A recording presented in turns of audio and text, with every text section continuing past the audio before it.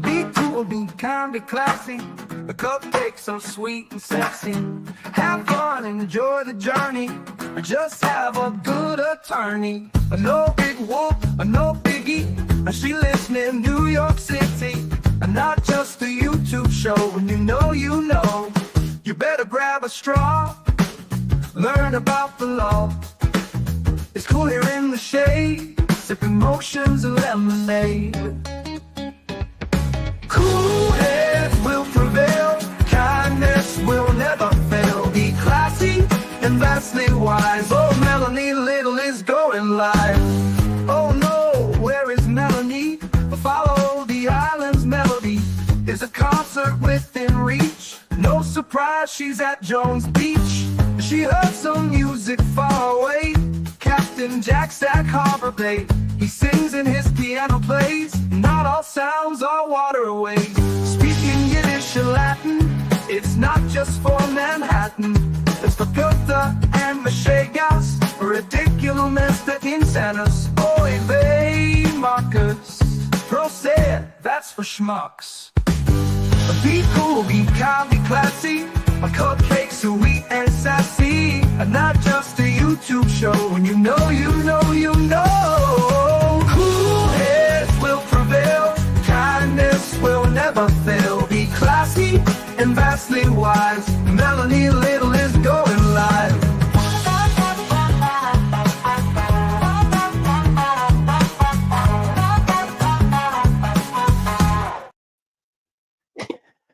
Good morning. Good morning. I am so not ready. How is everyone this morning? I cannot, it's April Fool's Day. Happy April Fool's Day, everyone. I can't believe we're here again. I have too many things on. I can't believe we're here again. We were here a year ago. Here we are again. And today is the start of what we are calling the re-persecution of Karen Read. It's wild that we're here again. A whole year later. There doesn't seem to be a feed up anywhere, and so I am trying to find it. Boston 10 says they're going to have it live on their YouTube channel, but they don't have the feed up. And then on their website, they have it up for 9:30, and then Law and Crime does not have a feed up. Has anybody seen any other feed up? They're not starting until 9:30 because the court docket says 9 o'clock. This is why I need a whole team of people to help me. Something's wrong with my mic here today. It's not working. Can you guys hear me okay? What we can do while we wait for a feed to come up is take a look at what I believe is the final version of the jury questionnaire. Unless anybody, they're not having cameras in the courtroom for jury selection, but they're having cameras in the courtroom for the judge's opening remarks and for the attorney's opening remarks. That was my understanding. I'm not muted. Somebody says I'm muted. I'm not muted. If you can't hear me, refresh your browser. And that is what the media order says. So there's not going to be a whole lot today, but they may be talking about some things like some rulings or something before jury selection gets underway, and that's what the media order says. And then after we finish here, we're going to go cover the Turk trial live, which is in the same building. Coincidentally, they've just moved yesterday from the big room that they were in Norfolk Superior to the smaller courtroom where Karen's murder trial was tried initially, the tiny room. That's where they're moving today for the Turk trial. So I guess we're just going to have to wait for somebody to put up a feed aside from Boston 10. So if anybody has any information, let me know. KD, happy birthday to KD. Good morning. Yeah, I was listening a little bit in the car. I had to make an hour and a half round trip this morning because I didn't wake up and I had to drive one of my kids to school, and the school's far away. So, here we are. It's always on the days when you have something to do, every single time, right? Let's take a look, I guess, at the final, what I believe is the final jury questionnaire while we're waiting to see if somebody puts up a feed, and then we can take it from there. So let's take a look.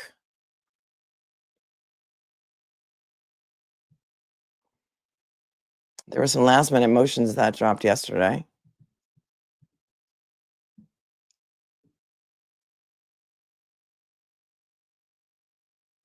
Let me play this piece for you so we have something to watch while I'm getting my act together. I'm always so prepared, and today, of course, the one day that we have something huge to start, it's let's look at the news piece from Boston 10. It may take a while, you're right, with the traffic and everything for people to even get to court. 6:30, the second trial for Karen Reed is about to get underway in less than 2.5 hours. Jury selection will begin at Norfolk Superior Court. We wish everyone a great morning. I'm Raul Martinez. And I'm Latoya Edwards. So ahead of today's proceedings, Judge Beverly Cannoni ruled on some major issues that could impact the trajectory of this high-profile case. NBC 10's Minash Kongori live in Dedham. All right, Minash, tell us everything we need to know here. Well, things are heating up. It is the first day of jury selection after completing a 38-question questionnaire. The first wave of people will go before the defense, the prosecution, and the judge right here at Norfolk Superior Court, and will answer a series of questions to determine if they are the ones that should decide the fate of Karen Reed. She's the one accused of killing her Boston police officer boyfriend, John O'Keefe, back in 2022. Her defense claims she is being framed, and just yesterday, this is what you guys were talking about, Judge Beverly Cannoni ruling that in addition to defending Karen Reed, the defense can argue that other people are responsible for John O'Keefe's death. But in order to do so, they need to have adequate and sufficient evidence. That's something they lack to provide in the first trial. While we wait to see what their new game plan is, here's NBC 10 legal analyst Michael Coyne on what we can expect for this jury selection process.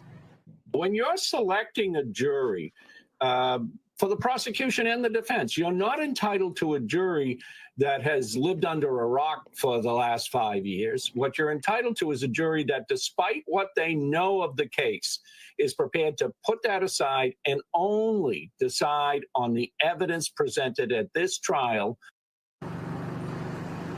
Well, as you can see behind me, the barriers are in place, and today will be the first day that Karen Reed supporters and opponents have to abide by that newly extended buffer zone that Judge Beverly Cannoni put in place specifically for this trial as her way to not taint the jury. But I'm going to toss it back to you guys at the desk, Latoya, Raul. Well, with so many moving parts, how long are we expecting this trial to last, Minash? Well, you just heard from NBC 10 legal analyst Michael Coyne. He predicts that this jury selection process will last throughout the month of April. And then both sides have said when you combine their testimony and witnesses, they're expected to take 5 weeks. So we could be looking around that 2-month mark. But to put it into perspective, the first trial began in April and it didn't end until July. Right now, we're live right now in Dedham. Minash Kongwari, NBC 10 Boston. Thank you for that reference point, Minash. We'll have gavel-to-gavel coverage of the court proceedings beginning today around 9 a.m. You can watch over on our sister station, NECN, or also stream it on our YouTube page. 6:33. All right, so they say they're going to stream it on their YouTube page. Let's take a look at what I usually prefer not to look at, but let's take a look at see what they said yesterday on Court TV about the third-party culprit ruling. I haven't watched this yet, so if it's Julie Grant, I might shut it right off. Hold on a second. I know. I haven't watched mainstream media either in 10 years. I feel like I never even turn my television on anymore. Let's see what they've got to say about the third-party culprit ruling. We read that together yesterday. My head popped off several times. The judge has made it, put it in her decision that Colin Albert had nothing to do with John O'Keefe's death. And this is wild. Oh, all right. Start time 9:30. Good. We have some time then. I have some time to get my act together. Let's see what they had to say about the third-party culprit ruling. All right, we're going to turn now to Dedham, Massachusetts, where we have some breaking news ahead of the murder retrial for defendant Karen Reed. She stands accused of hitting her Boston police officer boyfriend, John O'Keefe, with her SUV and then leaving him to die in a snowstorm in 2022. And joining us live now with that breaking news is Court TV crime and justice correspondent Matt Johnson. Matt, great to see you as always.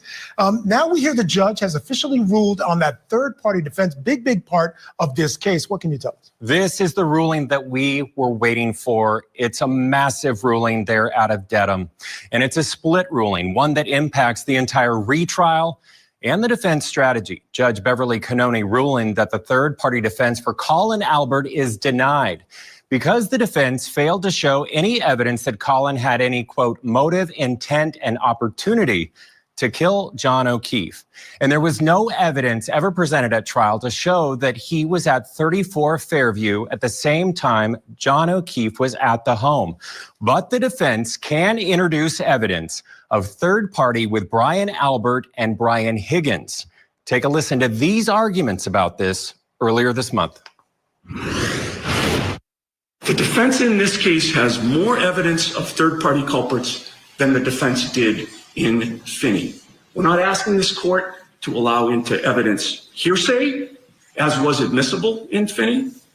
We're solely seeking to introduce the crux of a third-party culprit defense, which is evidence of motive, opportunity, and means, all of which Brian Albert, Brian Higgins, and Colin Albert had. There is no motive. There is no motive. To suggest that one person was pining, although the text messages don't show that, they both stopped corresponding with each other days before. Oh yeah, Higgins was ghosted. They don't have to prove motive, just like the prosecution does not have to prove motive, right? But I don't know, is it Brennan's first day as a trial lawyer? I'm really confused by all of the things that this man does. He gets up in court, he says things that are blatantly untrue.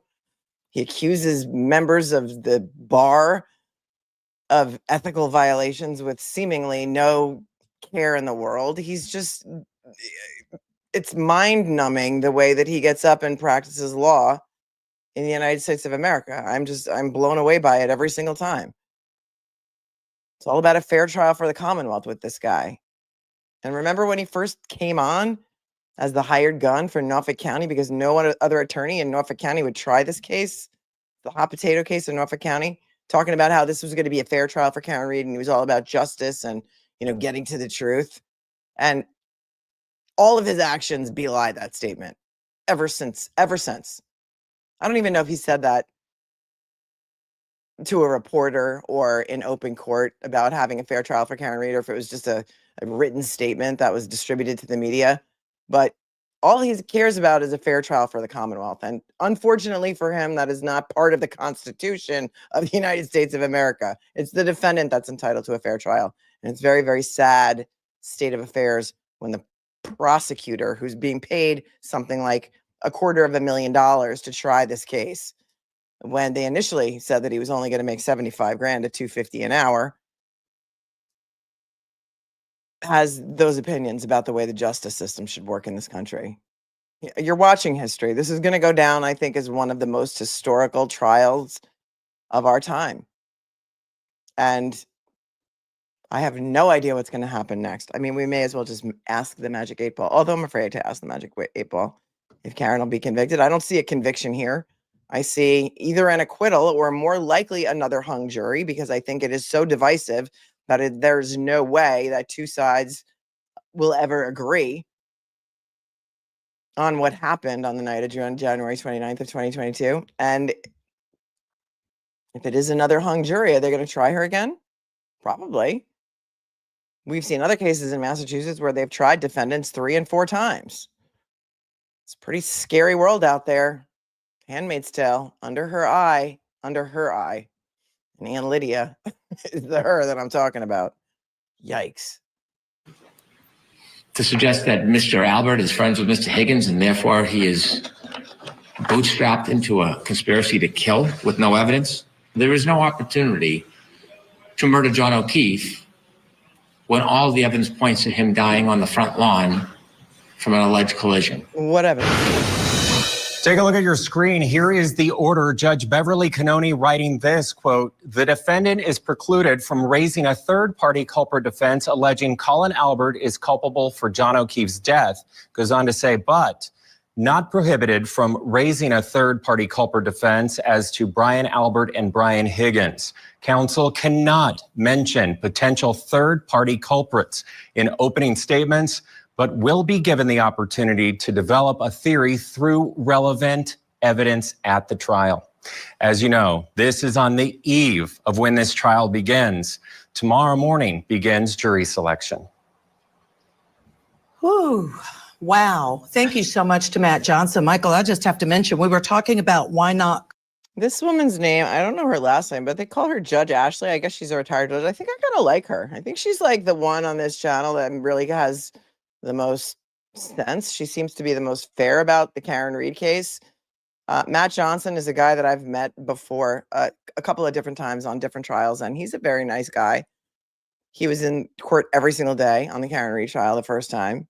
Not sure. Ashley Wilcott. Thank you, Kylie. And she seems to be like, she gets it, right? Grace Space does. Yeah, I've seen her say sane things, which is unlike Julie Grant, who's really gone off the deep end on this case and in the wrong direction. Who has, like, I think, befriended people like Kate Peter and, Jennifer Coffendorfer. It's bizarre. Colin Albert. Yeah. I feel like a good big piece of that is the fact the judge found there was no evidence suggesting that Colin Albert was at the home where John O'Keefe was found. And that kind of makes sense to me now. Yeah, there was no evidence of that. And I remember the connection they had made was that Colin allegedly has some kind of argument with the victim in the case. And they also, which I thought was a really powerful piece of evidence in the case, showed a picture with friends where his knuckles were scraped. That's true. Suggesting that might have happened the night that this victim had died. So she has the benefit of having heard that testimony already. So you have to remember that as well in making this decision. I think, especially to Colin Albert, it's pretty big. Yeah, I think so too. Absolutely. All right, let's bring in our guest for this hour. Joining us, criminal defense attorney Josh Schiffer. Josh, great to see you as always. All from your travels. I've been following you on IG. Or travels all around. I wish I was with you. But want to get your reaction to this. I've been following you on IG. I think I just had secondhand embarrassment. Dude, how old are you? IG? It's Instagram or maybe Insta, but IG. I don't know. Do I have kids that are too young? It's crazy. Judge's decision, a bit of a surprise for me. Honestly, you have to find some nexus between whoever you're going to allege. You can't just drag people through the mud for no reason. Here, it seems as though she found some evidence to suggest that there was motive, opportunity, and means for Brian Higgins, but not Colin Albert. It's great to be here, and thanks so much for welcoming me back. I couldn't be away for this one. This case, it just gets more interesting with each one of these rulings, because when you step back and look at this, y'all are right. This is a big hit for the defense, who had leaned very hard on the participation of Colin Albert. Not really such a big hit. It's not really such a big hit. I mean, they can still talk about Brian Albert and Brian Higgins. I mean, it's a lame decision, and I completely 100% disagree with it on the law, because my opinion is that everything she's talked about in her order is a question of fact for the jury to decide. Yeah, he had some, not just bruised knuckles, his knuckles were raw, and he had some story all ready to go, by the way, because he remembered nothing else except the story of how he scraped his knuckles bare because he had a beer in one hand and he was walking down an icy driveway at a house party at someone's house, because all these kids are drinking like sailors at the age of 16 in Canton, apparently.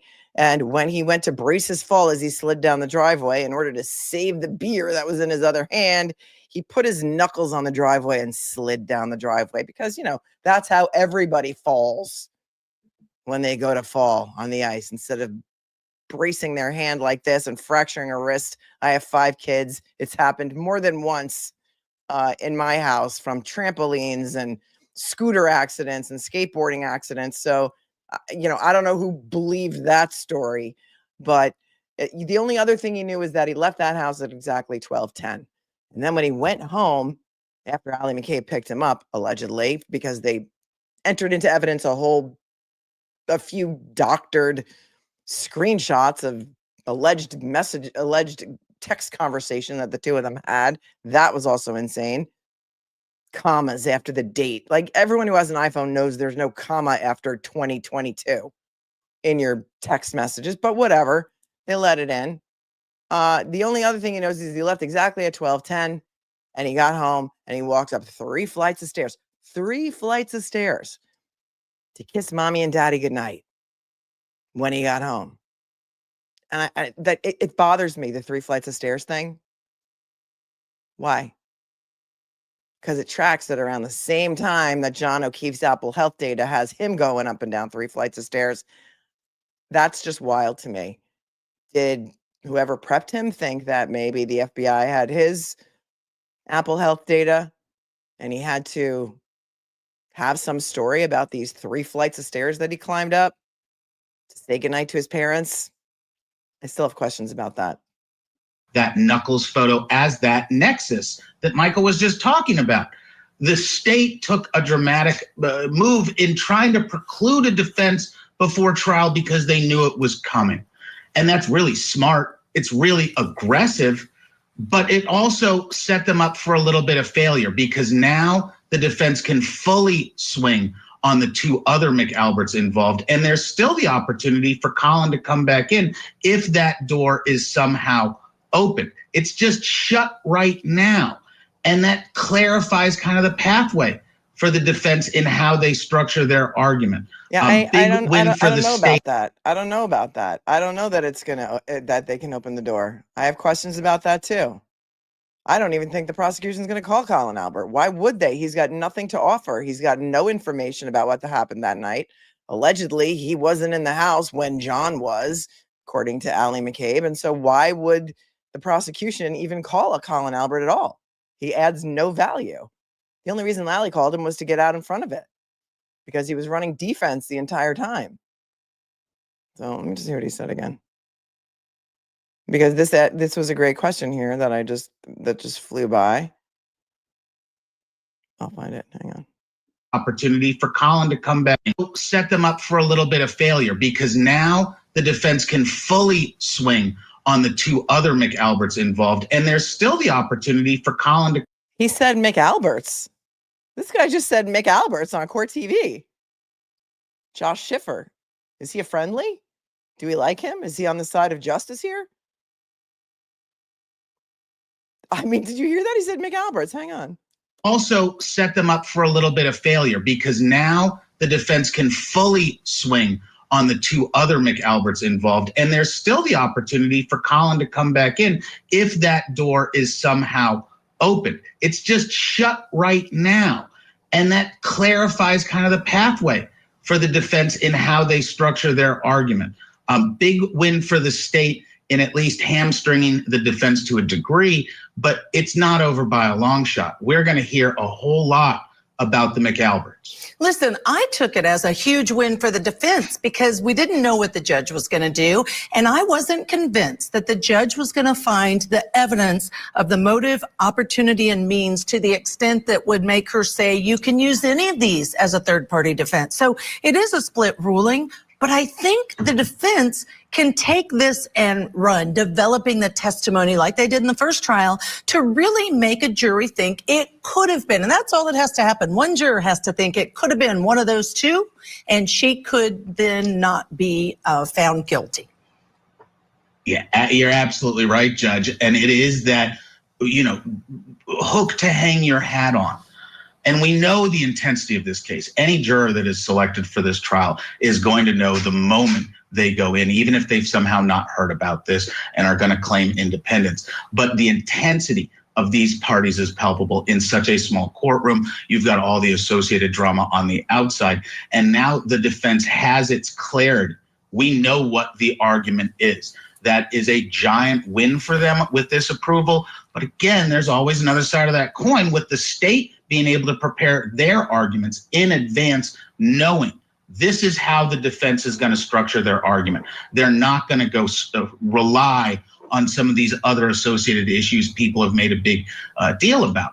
We're going to hear direct allegations about third-party culprits causing the death of Officer John O'Keefe. Yeah, I agree. All right, Josh, stand by. Michael, I have to mention this. I don't know if you've watched any of the new documentary where they follow the attorneys after court, and you get to hear fresh from the attorneys' mouths for Karen Reed what they thought about what just happened in court. Boy, would I love to have been able to hear what they thought after they received notice of this split ruling. Look, at the end of the day. Well, they can't talk because they're under a gag order. I thought she said nude documentary. She said nude documentary. It's too early for this. There's plenty of evidence involving Brian Higgins and Brian Albert in this one. Brian Higgins in particular, there's some weird stuff going on. I agree. So I think they still have enough ammunition to fight this case. So while wow, I think these two might be friendlies too. Who's the gentleman on the right? All right, we got Ashley Wilcott, and who's the gentleman on the right? They sound like friendlies too. Wow. Was, I think, a win, a win, like you said, for them in terms of, I think losing Colin Albert's a problem, but I think they'll be fine. I think so too. We'll see what happens. Yeah, they're throwing Higgins under the bus on Court TV. What? I mean, that's crazy. I kind of liked it. I kind of enjoyed that. Hold on, let's see. Let's take a look at what Vinny had to say last night, because they had that up too. I mean, I know Vinny's a friendly, but oh, but that's his own podcast. I'm not really a fan of that. All right, let's take a look at what I have here, which is the what seems to be the last and final jury questionnaire. Something that all the jurors are going to fill out today. First thing when they come into court, does anybody know how many jurors are being called in today? I think it was something like 250. And so they were moving into the big courtroom. I don't know. It sounded like they had just changed their name. I mean, changed their name. They changed their mind. Oh, I'm so out of it today. All right. Here is the jury questionnaire as filed yesterday, docket number 653.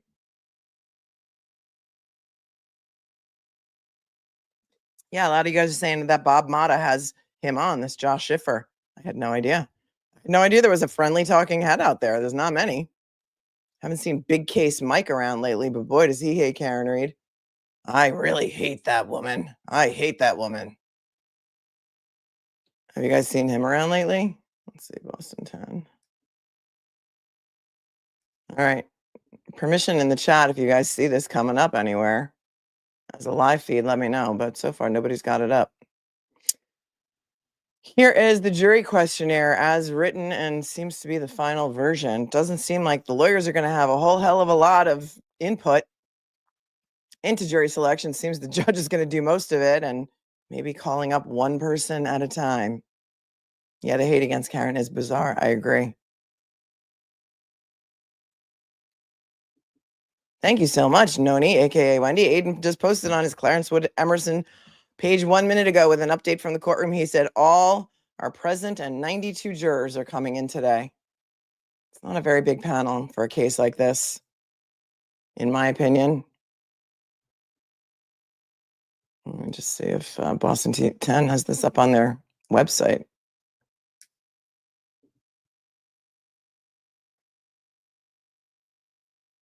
All right. Anybody have any good April Fool's jokes this morning?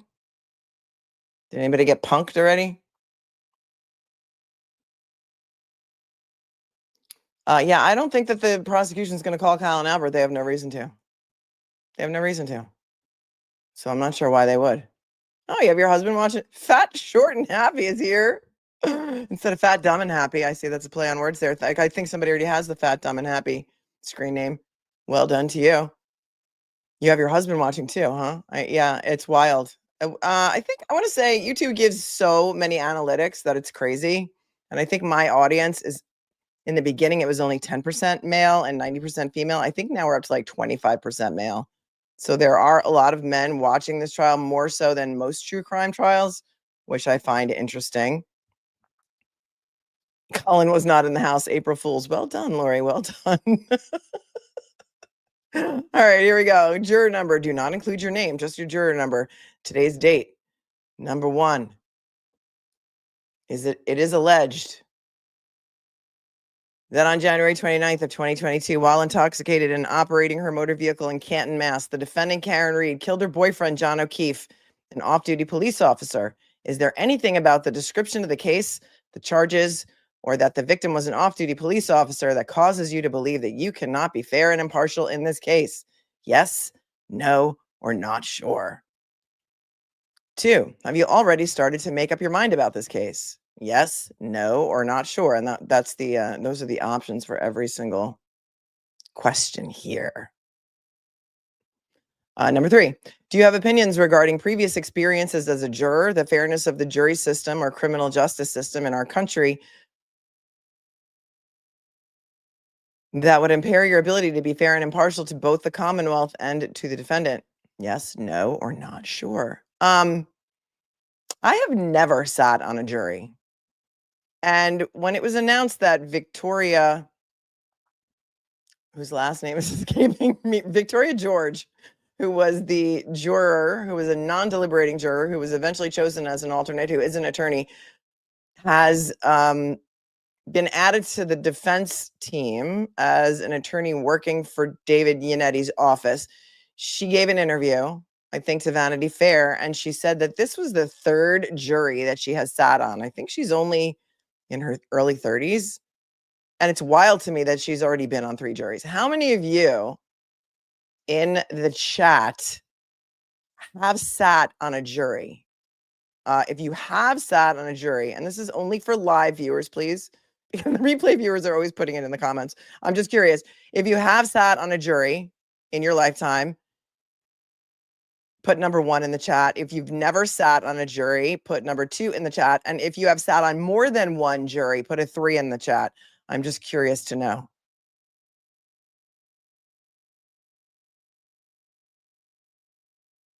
So what did I say? 1 is never.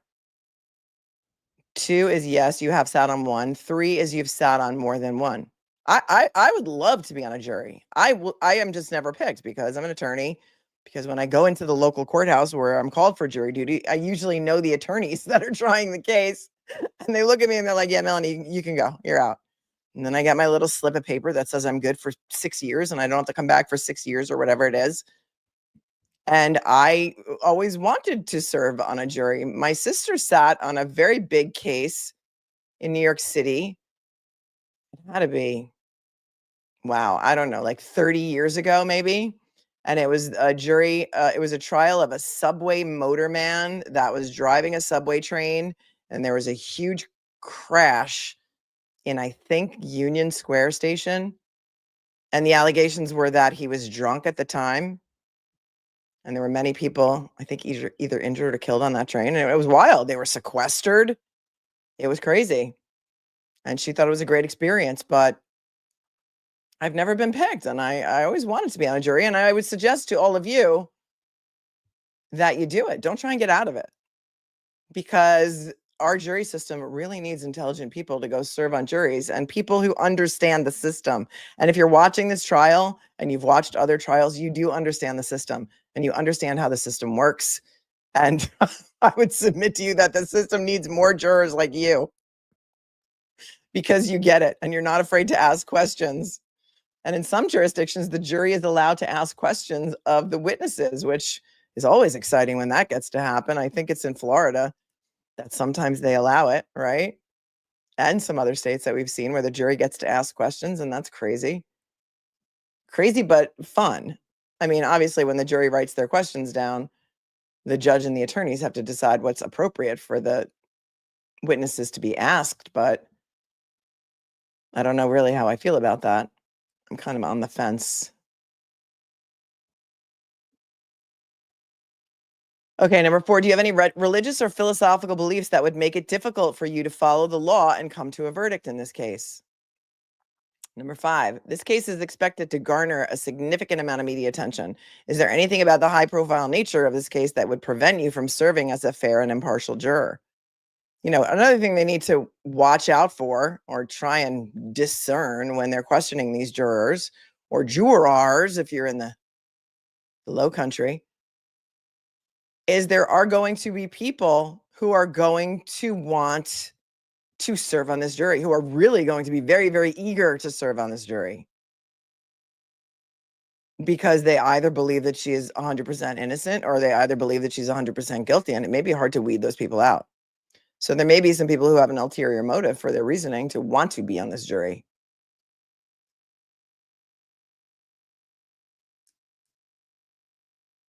Okay, still not seeing this.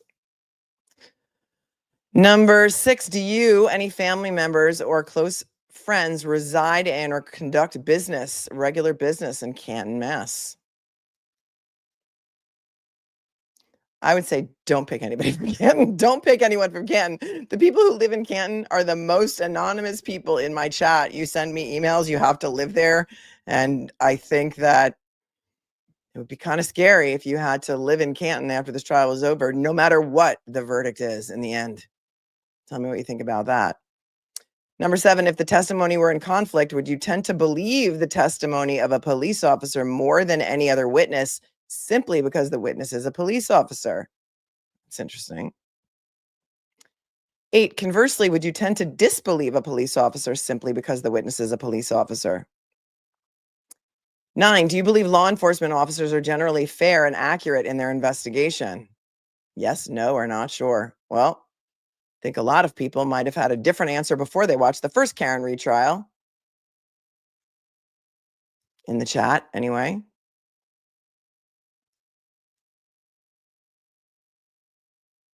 Do you have any strong personal beliefs, or have you been exposed to any strong personal beliefs from friends and relatives about law enforcement officers, prosecutors, or the government? Number 11, have you been involved in a group, community, or individual activity showing support for law enforcement in or outside your own community? Yes, no, or not sure. 12, have you ever been involved in a group, community, or individual activity that was critical of the police or law enforcement in or outside of your own community? Somebody had a question about social media in the chat, and I do think that somebody on each team will be in the courtroom looking these people up on Facebook, on all social media during deliberations. Although their name is not on the questionnaire, only their number. But I think they do find out their name while they're selecting. Where are we here? Number 13, have you or someone close to you ever had education, training, or work experience in any of the following fields: law enforcement, military, alcohol or drug abuse, or domestic violence? Yes, no, not sure.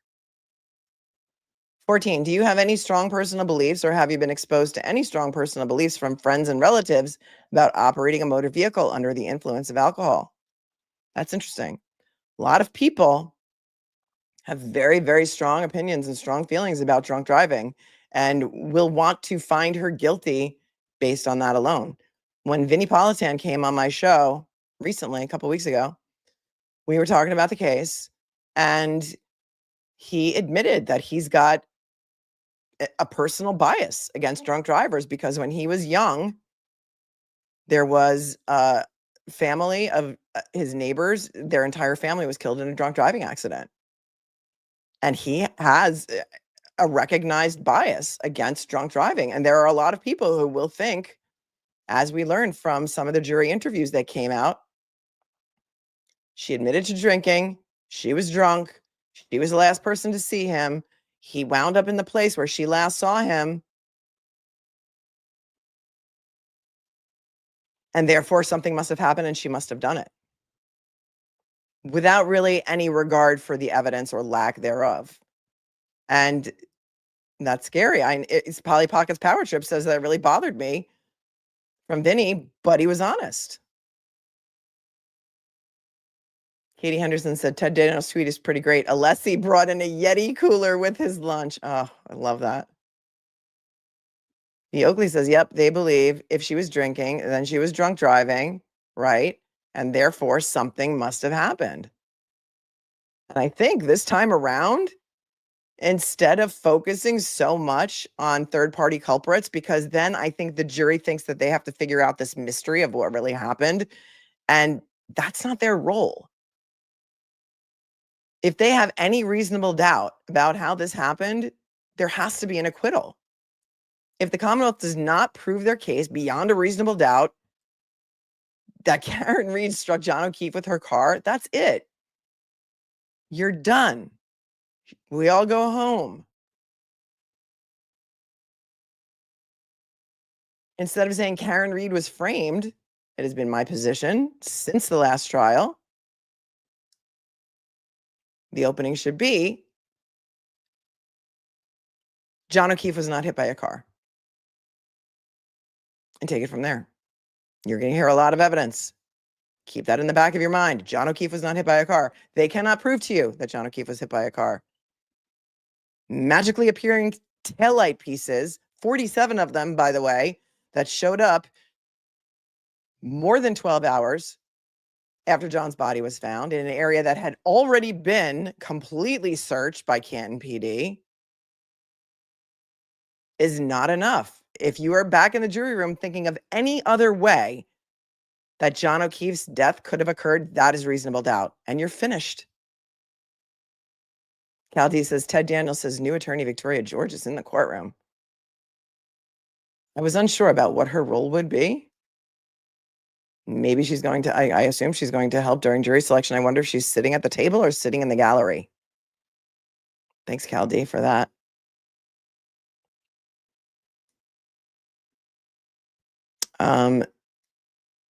MD says, my friend passed from a drunk driver and ran a red light also. Right. So you may, and I'm so sorry for your loss, and that's tragic.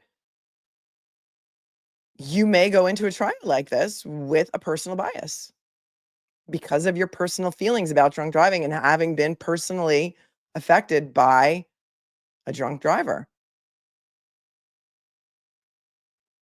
Oh, I don't know. It says she's with the defense team. So at the table, I don't know. So I don't know. I'm not there. So I don't know, but I don't know how big the table is.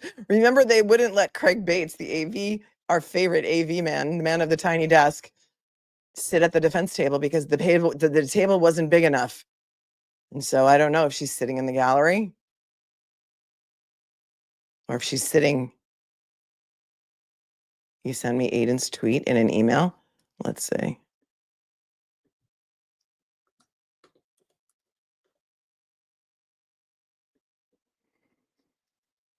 All right. Thank you, Kylie. 20 minutes ago, Aiden Carney tweeted, no bus stop live this morning as I'm inside Norfolk Superior Court main courtroom for day 1 of jury selection in the Karen Reed murder trial. I am currently seated in the media box.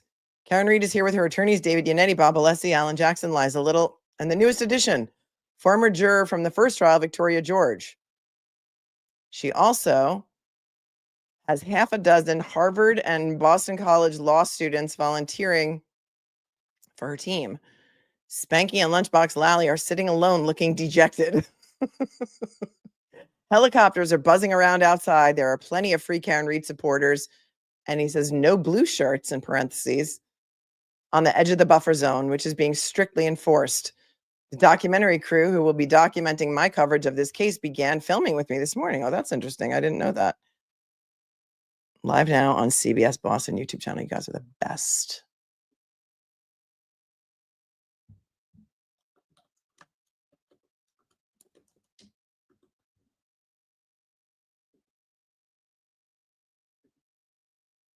You guys are amazing. So we're going to move from the jury to C. Jim, was there anything else?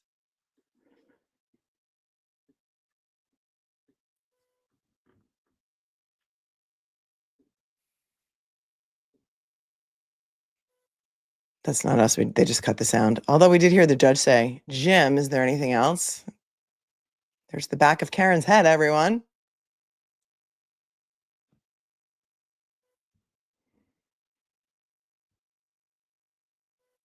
Sound is not, is that Victoria George that Karen's speaking to right now? I think so. No, well, not opening statements, Lori, but they may have opening remarks to the panel of jurors that are there. And the judge will make opening remarks. And I don't know if the panel is in the room yet. They may have some housekeeping or some things to discuss before they do the opening remarks. Oh, I'm so sorry, Meg. I'm so sorry. This was not what I meant to highlight, but I'm very sorry for your loss. As my mom was murdered in October, her husband still hasn't been arrested. I'm so sorry, Meg. Prayers up for Meg. That is horrific. No, the trial will not start tomorrow. It's going to take them at least, in my estimation, I mean, we just watched a news channel that said it would take a month. They don't think the jury will start until, the trial will start until May. In my opinion, it's going to take at least maybe 2 to 3 weeks to pick this jury. And is Karen frozen in place because she hasn't really moved and I'm not on pause? All right, here comes the sound. Man, Misty Yannetti, King David. I'm sorry, Meg.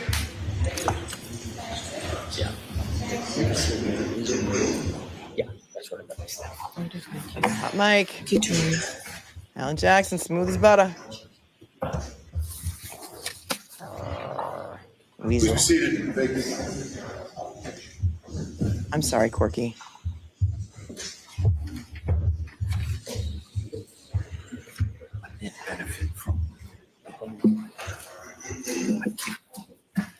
Judge is looking a little animated today, talking with her hands quite a bit. There's Clerk Jim.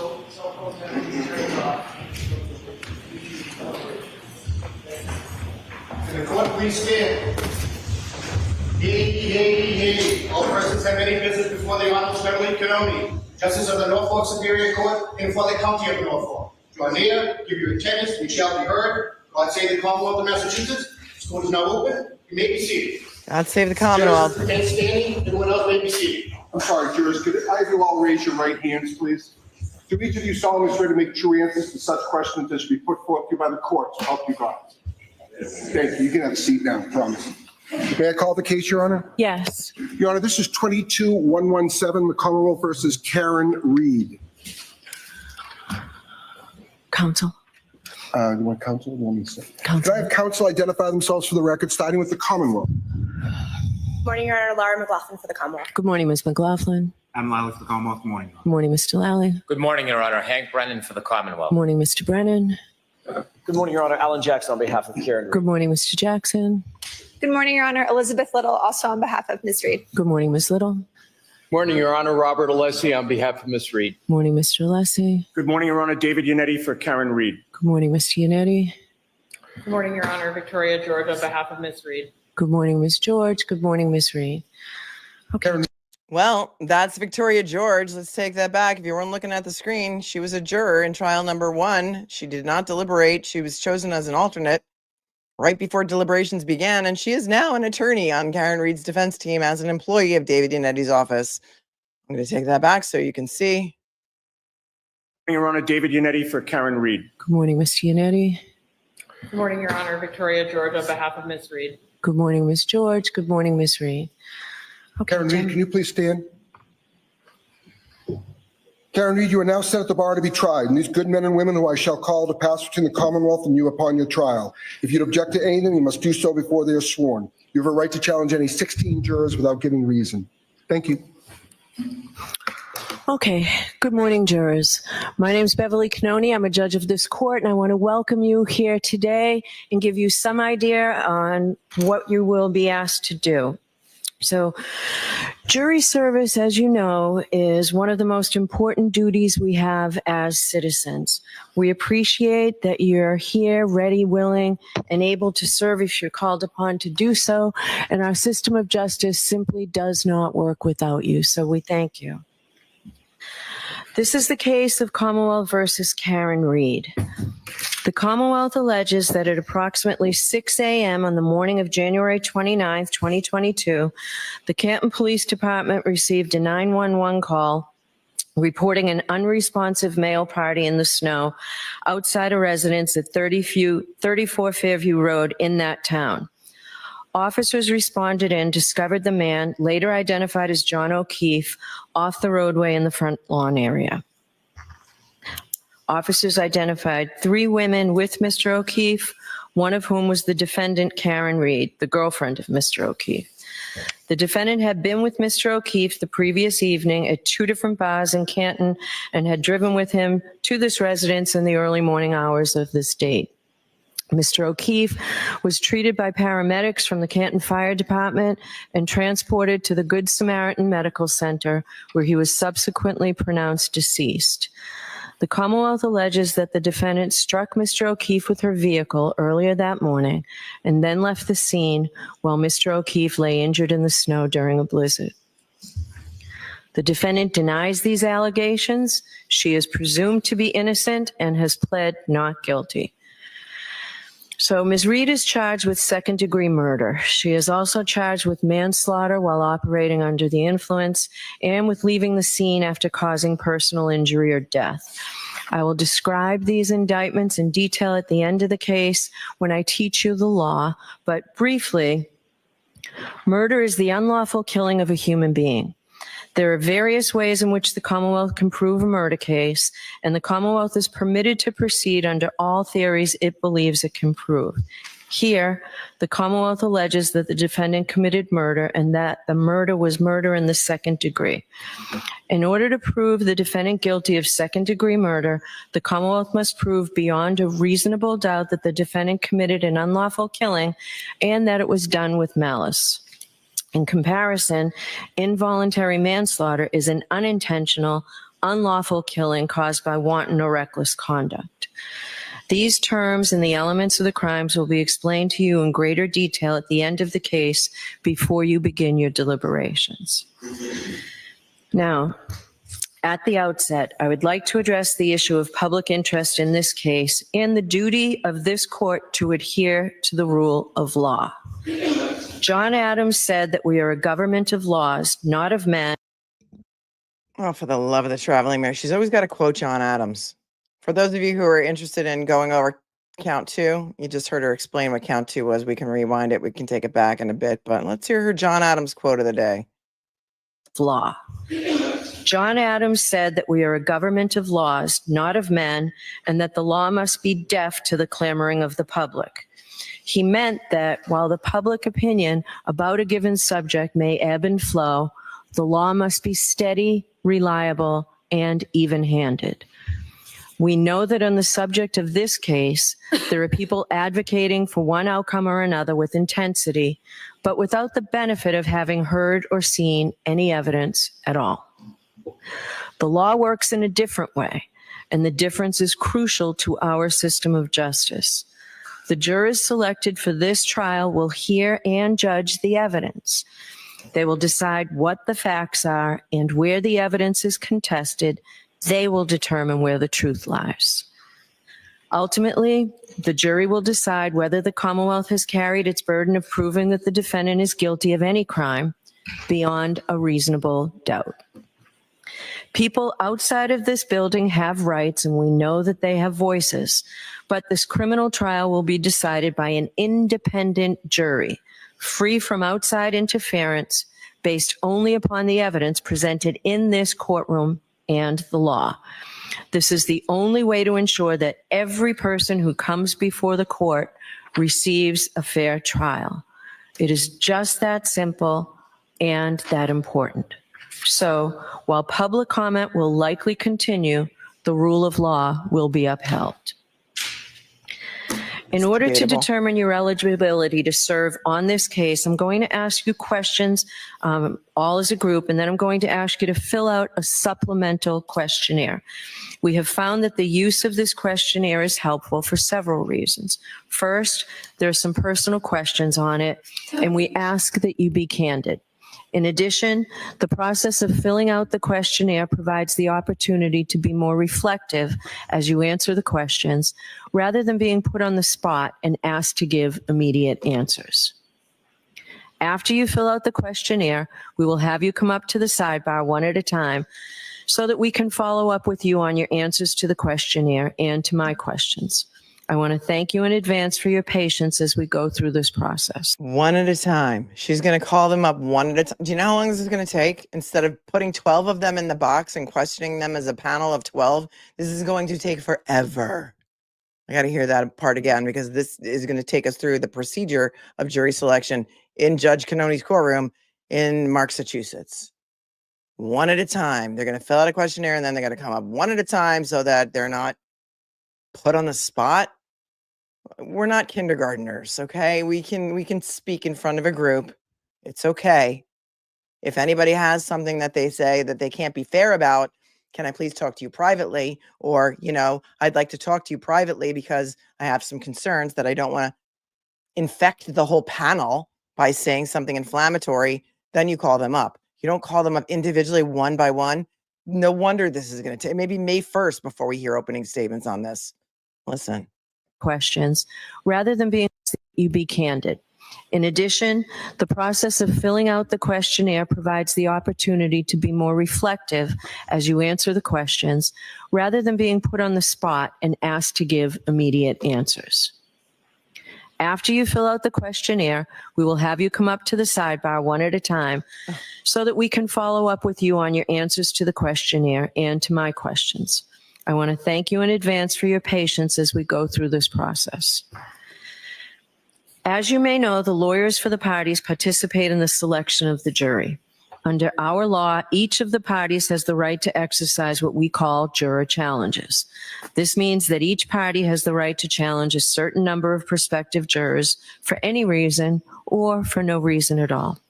Therefore, some of you may be excused during the impanelment procedure.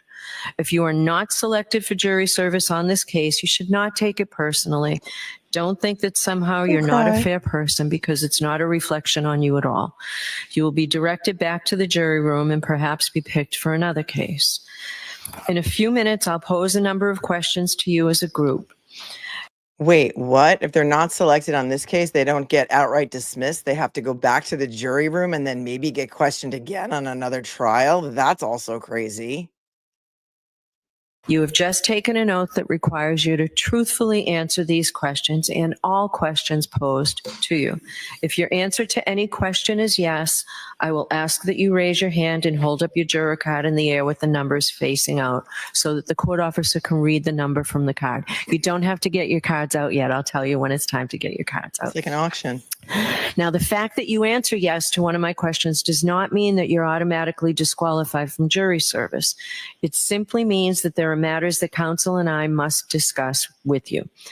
If you find a question posed to the group overly intrusive, you may elect to answer the question at sidebar. I may have additional questions for you which relate to issues that may be raised in the trial and are designed to give us information regarding your ability to serve as a fair and impartial juror in this case. And the lawyers are permitted to ask you questions for the same reason. This is not a test. There is no right or wrong answer to any question. We're simply looking for your honest and best answers to the questions. Now I'm going to have the lawyers introduce themselves. We'll start with the Commonwealth, and when the defense introduces themselves, please introduce your client. Mr. Brennan, be interesting. Please. Thank you. Good morning, ladies and gentlemen. You never get a second chance at a first impression. Remember that. This is their first impression of Hank Brennan. If they have not been watching coverage of this trial or pretrial, which many of them may have been doing, here you go. Tell me what kind of first impression Hank Brennan makes on you. Gentlemen, my name is Hank Brennan. I represent the Commonwealth of Massachusetts. Along with me are two other attorneys I'd like to introduce you to. All the way to my right is attorney Laura McLaughlin. And next to me is attorney Adam Lally. Thank you. Defense counsel, please. Good morning, ladies and gentlemen. My name is Alan Jackson. I have the privilege of representing Ms. Karen Reed, who is to my right. Good morning, members of the jury. My name is Elizabeth Little, and I also have the privilege of representing Ms. Reed. Good morning, ladies and gentlemen of the jury. My name is Robert Alessi, and I also have the privilege of representing Ms. Reed. Good morning, ladies and gentlemen. My name is David Yannetti. I'm an attorney. I have an office in Boston. I also have an office in Dedham. It is my privilege to represent Karen Reed. Good morning, members of the jury. My name is Victoria George, and I have the pleasure of representing Ms. Reed. Good morning, Ms. Reed. Thank you for being here. All right, thank you very much. Folks, I'm going to read a very lengthy witness list to you. It's important that you listen to the names because at some point I'm going to ask you whether you know any of these folks. So why wouldn't they give them a written list of all of these folks? She's going to read a list of 150 people, and they're going to have to remember, oh yeah, I met Brian Higgins once at the American Legion Hall or the VFW. Really? She's just going to read them a list? It was interesting that Karen said hello to the jury. I like that. And Summer D says, I heard the Curb Your Enthusiasm music. Do, do, do, do, do, do, do, do, do, do, do, do. Whoop, whoop. Kind of. Or maybe the circus theme music. Because here's the circus. Happy April Fool's Day, everyone. We are all in on the same joke. Yes, we are. When you hear it, please listen to it in those terms. Now, it does not mean that all 150 witnesses are going to be called at trial, but you'll hear their names if they're not called. You may hear their names during trial. So it's important that we know if you know these folks. The list is alphabetical, but it's alphabetical by first name. So Aidan Kearney from Jefferson, Mass.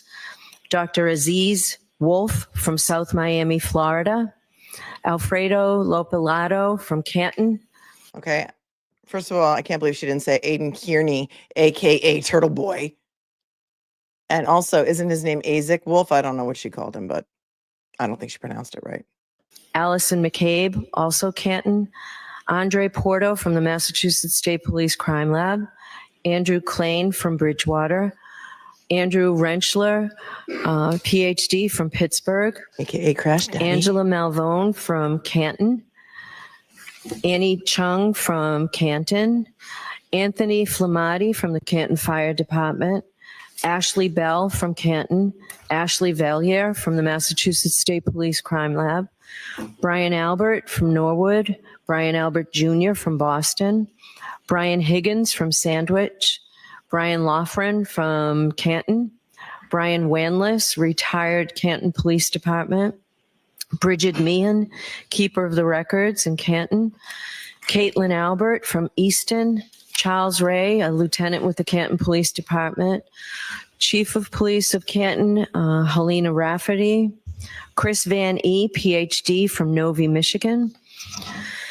Christina Hanley from the Massachusetts State Police, Christopher Albert, Canton, Christopher Curran, Canton, Colleen Crawford from the Norfolk County District Attorney's Office in Canton, Colin Albert from Canton, Courtney Proctor from Canton, Kurt Roberts from Canton, Daniel Whitley from the Canton Fire Department, Daniel Wolf, PhD from Penns Park, Pennsylvania, Derek Ellington from Wake Forest, North Carolina, Dr. Marie Russell from Los Angeles, Dr. Elizabeth Loposada from Providence, Elizabeth Proctor from Canton, Eric Hanlon, Canton, Erin Beatty, Canton, Erin O'Keefe, West Bridgewater, Francis Walsh from the Canton Fire Department, Darren Wing from Green Cove Springs, Florida, Gary Fowler from Brockton, Gregory Woodbury from the Canton Fire Department. Did she just call him Darren Wing? His name's Garrett Wing. Hold on a second. If she can't even be trusted to read a list of names correctly, then how do we trust her to even preside over this case? Darren Wing from Green Cove Springs, Florida. Gary Fowler from Brockton. Gregory Woodbury from the Canton Fire Department. Gretchen Voss, Boston, Mass. Hannah Knowles from the Massachusetts State Police Crime Lab. Heather Maxon from Walpole. Arabito Hernandez from the Boston Police Department. Holly Price from Mountain View, California. Ian Whiffen from Vienna, Virginia. Dr. Irene Scortibello from the Office of the Chief Medical Examiner in Massachusetts. James Crosby, Master's PhD, from Jacksonville, Florida. Jason Becker from the Canton Fire Department. Jean DeMulis from Canton. Jennifer McCabe, also Canton. Jessica Hyde from Bridgeport, New York. John O'Keefe Sr. from Braintree. Judson Welcher, PhD, from a company called Aperture, LLC. Julie Albert from Canton. Julie Nagel from Canton. Dr. Justin Rice from South Weymouth. There's a juvenile whose initials are KF from Canton, and there's another juvenile whose initials are PF, also from Canton. Caitlin Boudreau from Raynham. Karina Kolakithis from Canton. Katie Camerano, also Canton. Katie McLaughlin from the Canton Fire Department. Keeper of the records for Ring from Hawthorne, California. Kerry Curran from Canton. Kerry Roberts, Canton. Kevin Albert, Canton. Kevin O'Hara from the Massachusetts State Police. Lance Mello from the Massachusetts State Police Crime Lab. Laura Sullivan from Pembroke. Laurie Cahill from Worcester. Leslie Pearlstein from Canton. Lieutenant Michael Lank from the Canton Police Department, Louis Jutras from Canton, Lieutenant Brian Tully from the Mass State Police, Lieutenant John Fanning from the Mass State Police, Lieutenant Paul Gallagher from the Canton Police, Maggie Gaffney from Bonita Springs, Florida, Mark Lopalato from Canton, Margaret O'Keefe from Canton, Marietta Sullivan from Pembroke, Mary Souza, Dighton, Matthew Amory from Canton, Matthew DeSogra from Charlotte, North Carolina, Matthew Erickson from Grosse Pointe Farms, Michigan, Matthew Kelly, Canton Fire Department, Matthew Kelsch, the Federal Bureau of Investigations, Matthew McCabe from Canton, Maureen Harnett from the Mass State Police Crime Lab, Megan Mariani from New York, New York, Michael Camerano from Canton, Michael Easter from Los Angeles, California, Michael Trotta, Canton Public Works Department,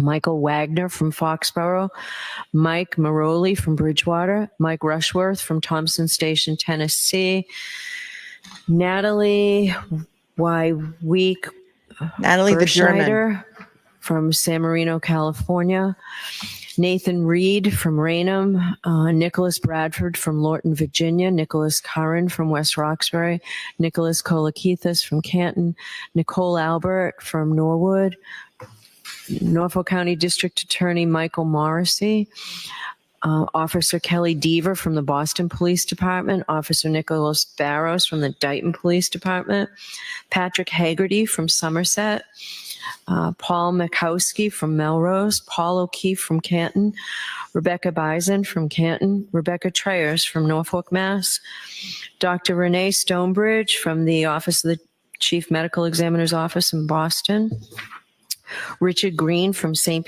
Beach, Florida, Richard Donatino from Canton, Robert Gilman from Hull, Ryan Nagel from Canton, Sarah Levinson from Canton, Sergeant Brian Gallerini from the Needham Police Department, Sergeant Sean Good from the Canton Police Department, Sergeant Paul Giampietro from the Canton Police Department, Sergeant Yuri Buchanan from Massachusetts State Police, Shannon Burgess from South Lake, Texas, Cheryl Waugh from Canton, Sophie Herzan from the Mass State Police Crime Lab, Stephanie Devlin from the Mass State Police Crime Lab, Stephen Mullaney from the Canton Police Department, Steve Nelson from the Norfolk DA's office, Steve Bernstein, who is a keeper of the records in Stoughton, Stephen Ridge from the Boston Police Department, Stephen Saraf from the Canton Police Department, Stephen Scanlon from West Roxbury, Terry Kuhn from Davis, California, Tess Chart from Lorton, Virginia,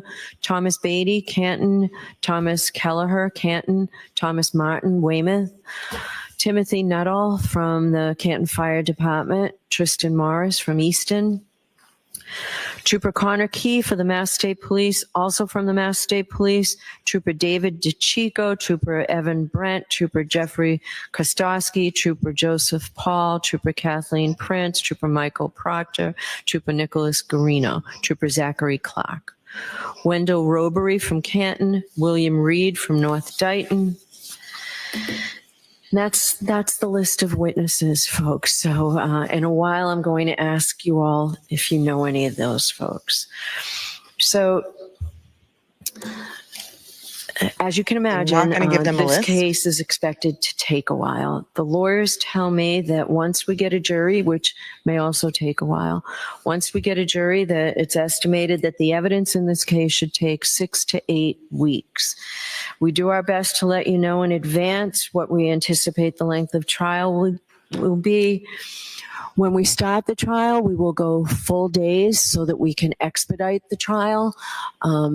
The dates that I'm giving you, the 6 to 8 weeks, is the far end of what we expect this to be. Wait, hold the phone. Just for Hold the planning phone. purposes. Did she say she's doing full days on this trial? I gotta take that back because that's the most exciting thing she's said so far. Hold on.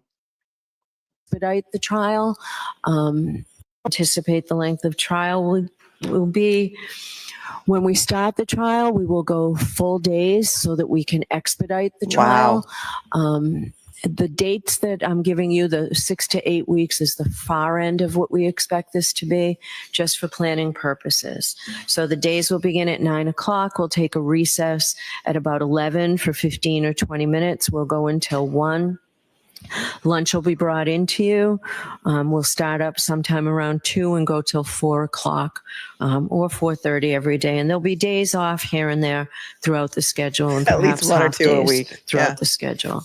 And half days So too. that's the schedule that we intend. Yeah, we got Taco Tuesdays, Stay in the Cape Mondays, and Summer Fridays. So although we're going to go full days, we're never really going to go full days because we're going to also have half days and days off. So, you know, there's that. But you're going to give up 6 to 8 weeks of your life, and we're going to take off when I want to, just because I say so, because Ipsy Dixit. To keep. Now, it might help you if I give you a preview right now about some basic law that applies to criminal cases like this. It's my job to teach the jury the law, and I don't do that completely until the end of the trial. So you're not going to teach them the law. You are going to advise them what the law is. You do not teach them the law. This is not law school. This is not a college class where you're teaching them the law. You will instruct them on the law. She needs to be corrected. for now, I'll give you a very brief summary of some of the legal principles that govern the trial. First, and most basically, the defendant starts this trial presumed to be innocent. The fact that she was arrested or that she was indicted is not proof of anything. An indictment is just a piece of paper. It just makes an accusation. An indictment is merely a... That was a softball. In this case, it's just a piece of paper. It's actually toilet paper. Formal manner of accusing a person of a crime in order to bring her to trial in the Superior Court. But it is only the jury, in other words, you folks, who can decide whether the prosecution has proved its case beyond a reasonable doubt. If the Commonwealth does not do that, then the presumption of innocence requires you to find the defendant not guilty. The law does not require a defendant to prove her innocence, to produce any evidence whatsoever, or to do anything other than attend the trial. This presumption of innocence remains with the defendant until you, the jury, make your determination after listening and considering all the evidence. Another important principle of law is that the defendant has an absolute right not to testify, since the entire burden of proof in this case is on the Commonwealth to prove that she is guilty. Under our system of law, a defendant has a perfect right to say to the Commonwealth, "You accuse me, now you prove it, and prove it beyond a reasonable doubt. I do not have to say a word." A defendant's decision whether or not to testify has nothing to do with the question of whether she is guilty or not guilty. The jury must not consider it in any way or even discuss it in their deliberations. Jurors in a criminal case must determine whether the Commonwealth has proved its case against the defendant beyond a reasonable doubt based solely on the testimony of the witnesses and the exhibits. That brings me to the requirement of proof beyond a reasonable doubt. What is proof beyond a reasonable doubt? The term is often used and probably pretty well understood, though it is not easily defined. Proof beyond a reasonable doubt does not mean proof beyond all possible doubt. For everything in the lives of human beings is open to some possible or imaginary doubt. A charge is proved beyond a reasonable doubt if, after you have compared and considered all the evidence, you have in your minds an abiding conviction to a moral certainty that the charge is true. When we refer to moral certainty, we mean the highest degree of certainty possible in matters relating to human affairs based solely on the evidence that has been put before the jury in this case.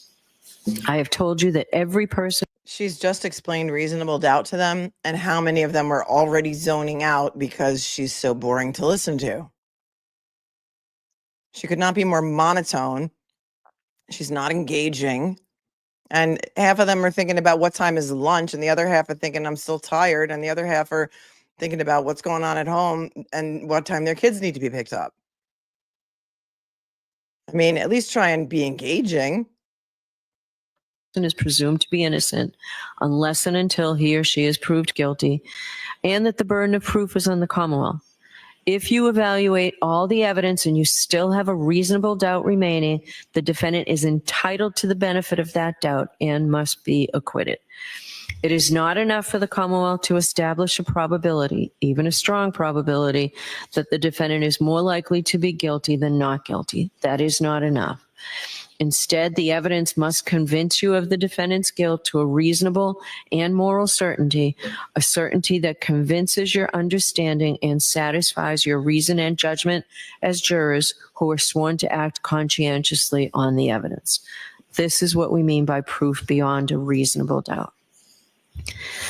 A juror's job is to find the facts. In determining the facts, you may draw reasonable inferences from the evidence that you believe because you're entitled to rely upon both direct and circumstantial evidence. I'll define those terms in greater detail later, but direct evidence essentially is evidence of what a witness claims to have seen or heard or touched or somehow perceived with his or her own senses. Circumstantial evidence exists where a witness does not testify directly to the fact that is sought to be proven, but you are provided with evidence of other facts and then asked to draw reasonable inferences from them about the fact that is sought to be proved. Jurors are entitled to consider both kinds of evidence. There is no difference at all in the probative value between direct and circumstantial evidence.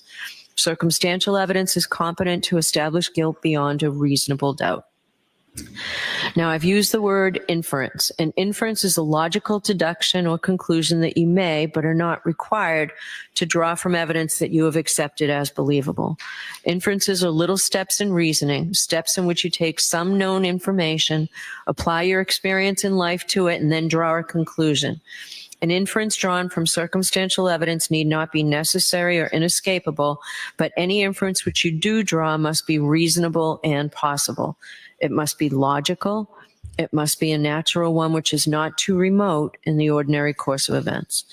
You may not guess. You may not speculate or engage in surmise.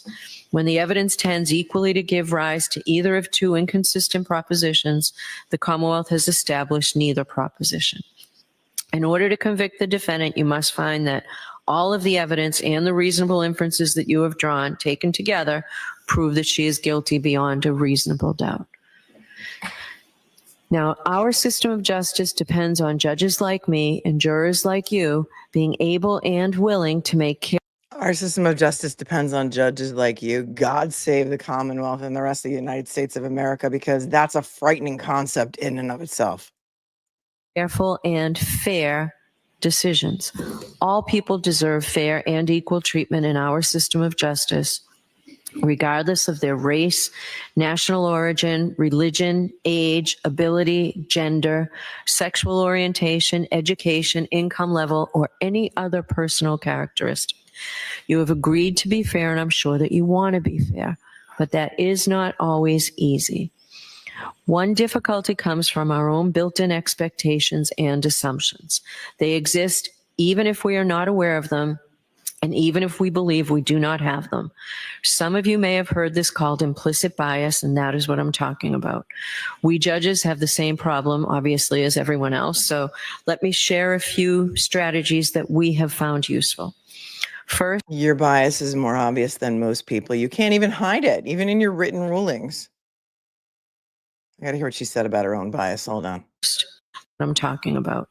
We judges have the same problem, obviously, and even if we believe we do not have them, even if we are not aware of them, it's not always easy. One difficulty comes from our own built-in expectations and assumptions. They exist even if we are not aware of them, and even if we believe we do not have them. Some of you may have heard this called implicit bias, and that is what I'm talking about. We judges have the same problem, obviously, as everyone else, so let me share a few strategies that we have found useful. First, slow down. Do not rush to a decision. Hasty decisions are more likely to reflect stereotypes or hidden biases. Second, keep an open mind. Avoid drawing conclusions until the end of the case when you and your fellow jurors deliberate. Remember that when you deliberate, you will have all the evidence and all the time you need to make a careful decision. So there truly is no need to stop making up your mind before then. But even if you do acquit her on 2 charges, I'm not going to let you tell me that. So here we are again for the second trial for 2 of the charges she was originally acquitted on. But don't worry about that. No big whoop, because she gets the privilege of being tried for a second time, everyone. There's no prejudice about what happened during the first trial, inverted video, all that bullshit, because she gets the privilege of another trial. So no big whoop, no biggie, do-over, no backsies. You should listen closely to all the witnesses.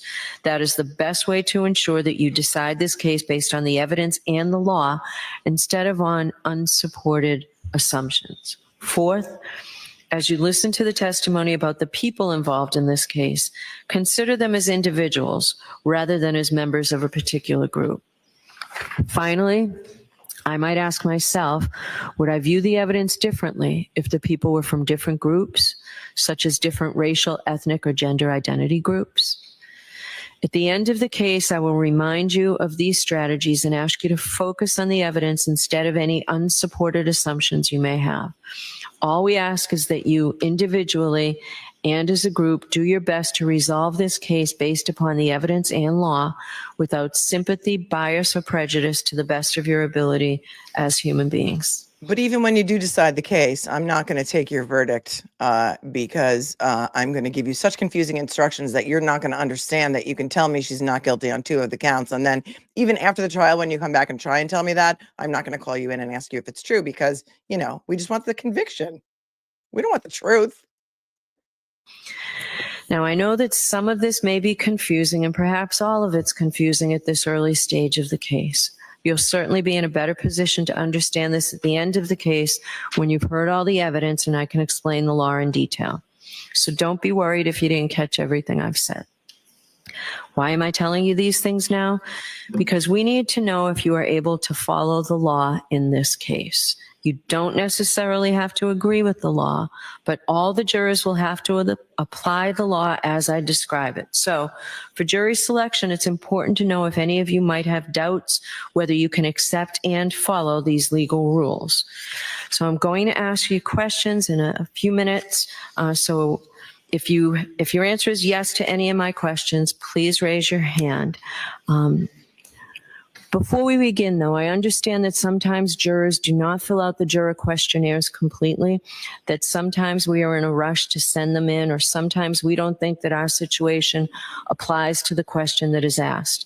If the lawyers and I notice that the questionnaire appears to be incomplete, we may ask you to answer the question for us. Also, if you know now that you failed to include information on the questionnaire, for example, a work history, prior involvement with the court, whether as a party in a case, a witness, or a juror, please let us know. So while you're taking out your cards, I will see counsel and Chief Rosen, juror number 79 too, and counsel at sidebar, please. Of course she will. We're a little behind, so we'll try and FF it a little bit. Oh, look, they have a little placeholder up for when they're at sidebar, and then they'll focus on Karen for a little while. She looks beautiful today, a little bit more well-rested than she will after the first week. Aidan Carney has been tweeting from the courtroom 3 minutes ago. He said, jurors asked if they have heard or talked about this case. Almost every single juror raised their hand. There's Karen speaking to Victoria George, the newest, is that Victoria George? The newest member of the defense team. Why she's not at sidebar, I don't know. And Aidan also, 15 minutes ago, tweeted, FYI, listing witnesses alphabetically by first name when your name is Aidan is extremely sus. And he said, of the 92 jurors, 0 raised their hands when asked if they were friends or family with any of the witnesses, which is statistically wild. Let's see if we can get a little bit more towards real time.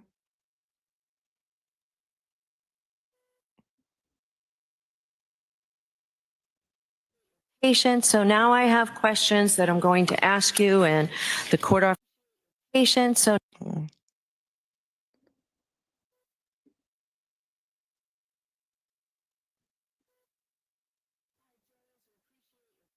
So now I have questions that I'm going to ask you, and the court officers will read your number. So if you have that card, and hold it high, please.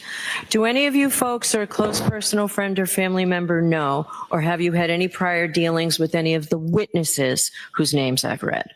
Please raise your hand. Aidan said 0 raised their hand. 96, 32, 32, 59, 59, 3, number 3, number 83, 83. Juror number 46, 46. Juror number 90. All right, thank you. Actually, Do they any read of you out the folks paddle or close numbers of all personal- the people who knew somebody on the witnesses, and 7 people. They named 7 juror numbers, so I'm not sure what his tweet meant. So I'm a little confused by that. Right. What was the question? I thought it was, do you know anybody on the list? Hold on. know, or have you had, do any of you folks or a close personal friend or family member know, or have you had any prior dealings with any of the witnesses whose names I've read? Please raise your hand. So they read off 7 numbers, right? 96, 96, 32, 32, 59, 59, I thought it said you or family or friends. 3, number 3, number 83, 83. Juror number 46. 46. Juror number 90. 90. All right, thank you. Do any of you folks or a close personal friend or family member know, or have you had any prior dealings with the lawyers in this case or with the Norfolk County District Attorney's Office? I see no affirmative responses. Oh, the lawyers, there were none. Do any of you folks or a close personal friend or family member have any financial or other personal interest whatsoever in this case or its outcome? I see no affirmative responses. Has anyone seen, heard, or talked about this case? Please raise your hand. Every single person has to raise their hand, probably. Juror number 47. 47. Juror number 108. 108. Juror number 54. 54. Juror number 4. Juror number 7. Juror number 95. 95. Juror number 12. 12. Juror number 35. 35. Juror number 2. Juror number 107. 107. Juror number 41. 41. Juror number 46. 46. Juror number 24. 24. Juror number 97. 97. Juror number 23. 23. Juror number 99. 99. Juror number 25. 25. Juror number 90. 90. Juror number 92. 92. Juror number 91. 91. Juror 106. Juror number 101. Juror number 68. Juror number 65. Juror number 105. Juror number 60. Juror number 115, 115. Juror number 76. Juror number 66. Juror number 85. Juror number 57, 57, juror number 6, juror number 96, 96, juror 109, juror 113, 13, juror 73, 73. Juror 31, 31, juror 32, 32. Juror 111, 111, juror 88, juror 53, 53, juror 110, juror 59, 59, juror 40, 40,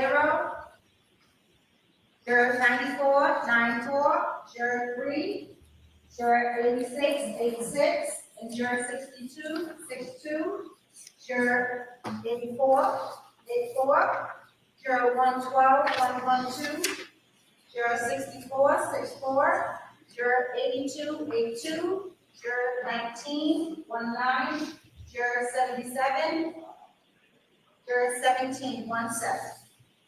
Juror number 75, 75, juror number 38, juror number 43, juror number 29, juror number 87, juror number 28, juror number 56, juror number 113, juror number 36, juror number 98, juror number 83, juror number 72, juror number 14, juror number 42, juror number 78, juror number 18, juror number 67, juror number 37, juror number 69, juror number 63, and juror number 22. Juror number 30, 30, and juror number 45. Okay, thank you. Have any of you folks expressed or formed any opinion with? Okay, the question there was, have any of you seen, heard, or talked about this case? Raise your paddle. I think they're raising paddles instead of hands, but I'm not quite sure. 5, 10, 15, 20, 25.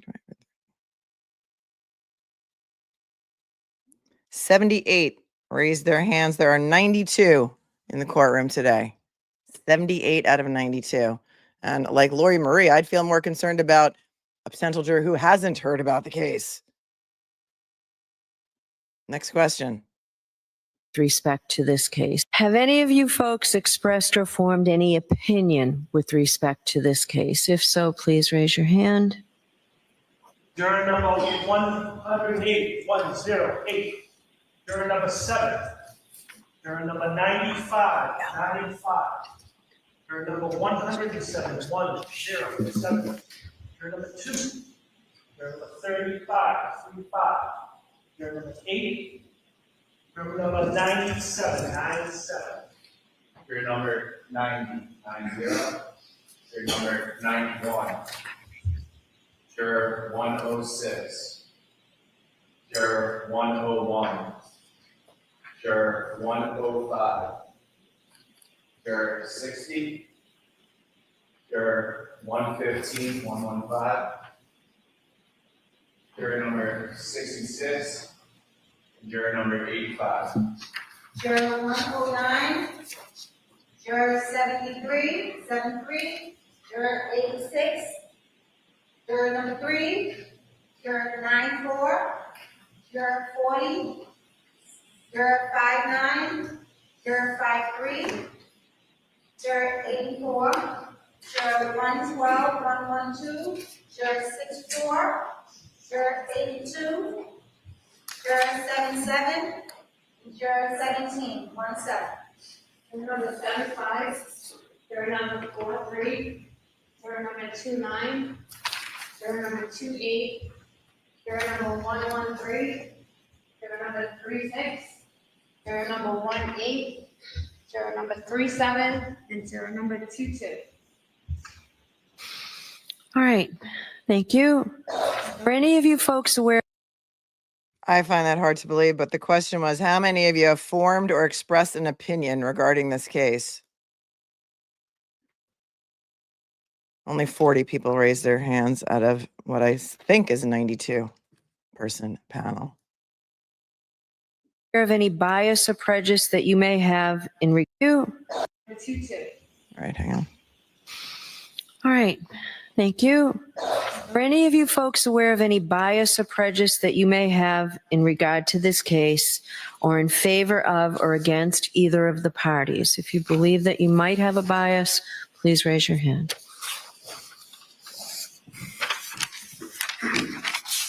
No way, don't tell me nobody. 25. Juror number 8. Juror 90. Juror 91. Juror 101. Juror 105. Juror 65. Juror number 60. Juror number 115, 115. Juror number 66. Juror number 85.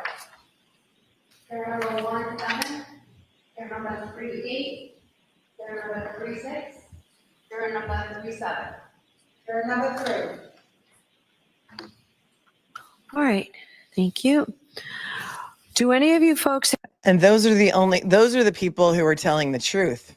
Those are only the people who are telling the truth. Are you aware of any bias or prejudice, or are you in favor of it or of or against any party? In this case, only 15 raised their hands.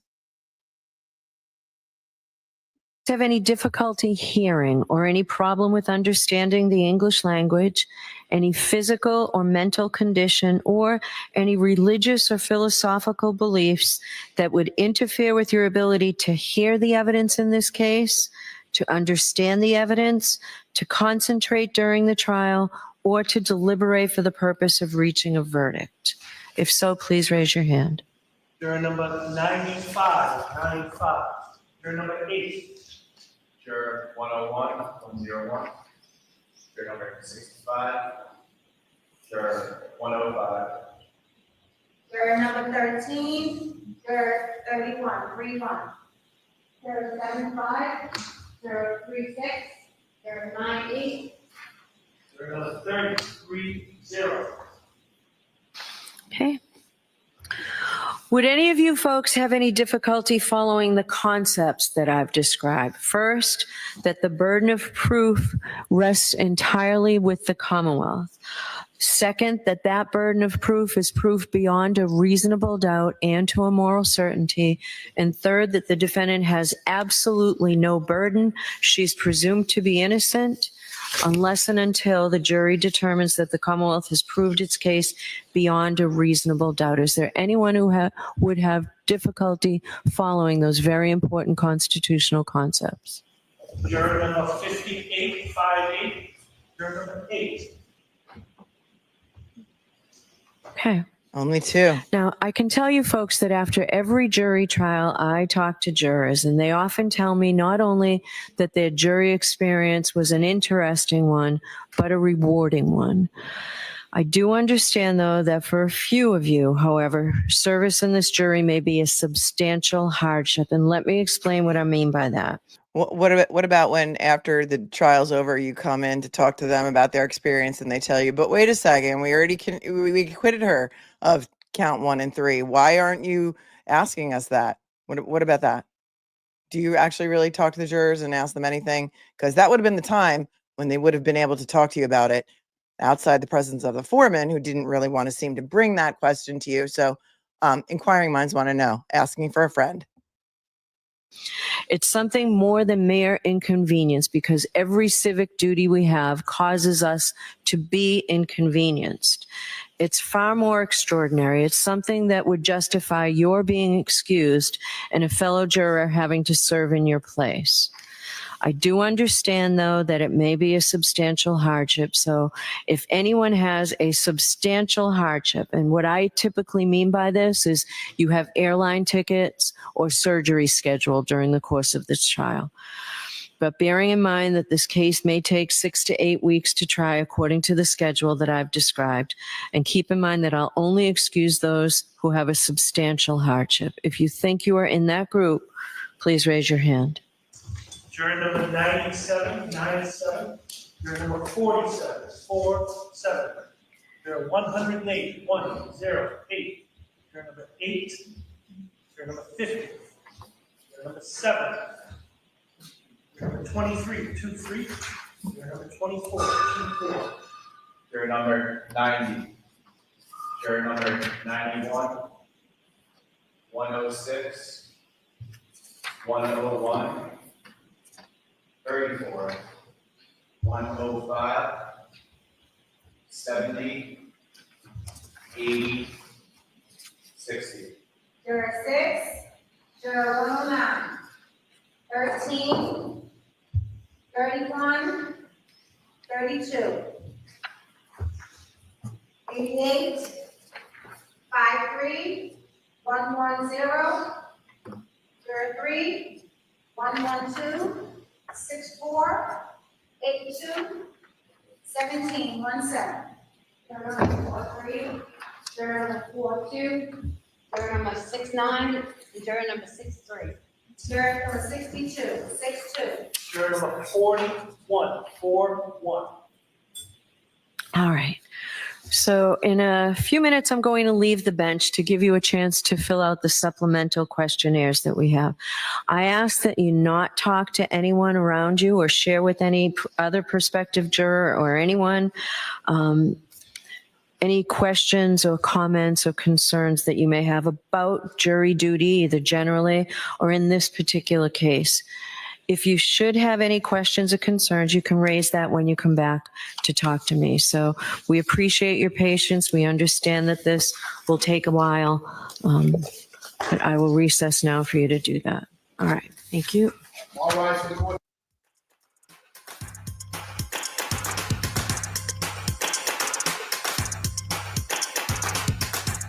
That's some really annoying music. Are they going to come back or hold on?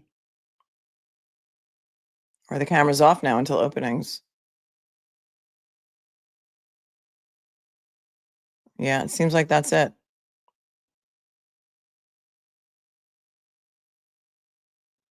Seems like that's it. Let's get back to our jury questionnaire and take a look at the rest of the questions.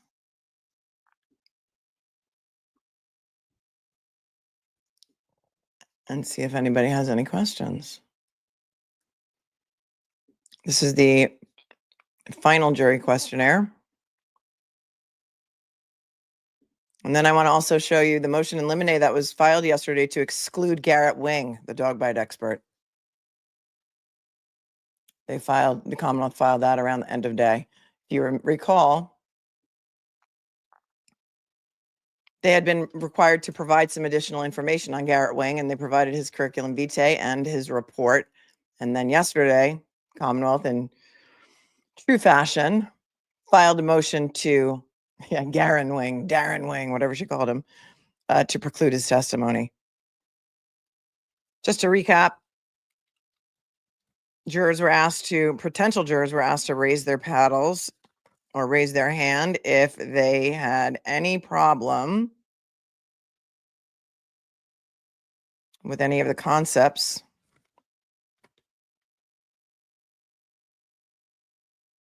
Well, first they were asked if they knew any of the witnesses personally, or their family or friends knew any of the witnesses personally. Only 7 of them raised their hand. When asked if they had ever dealt with or knew any of the lawyers personally, 0 raised their hands.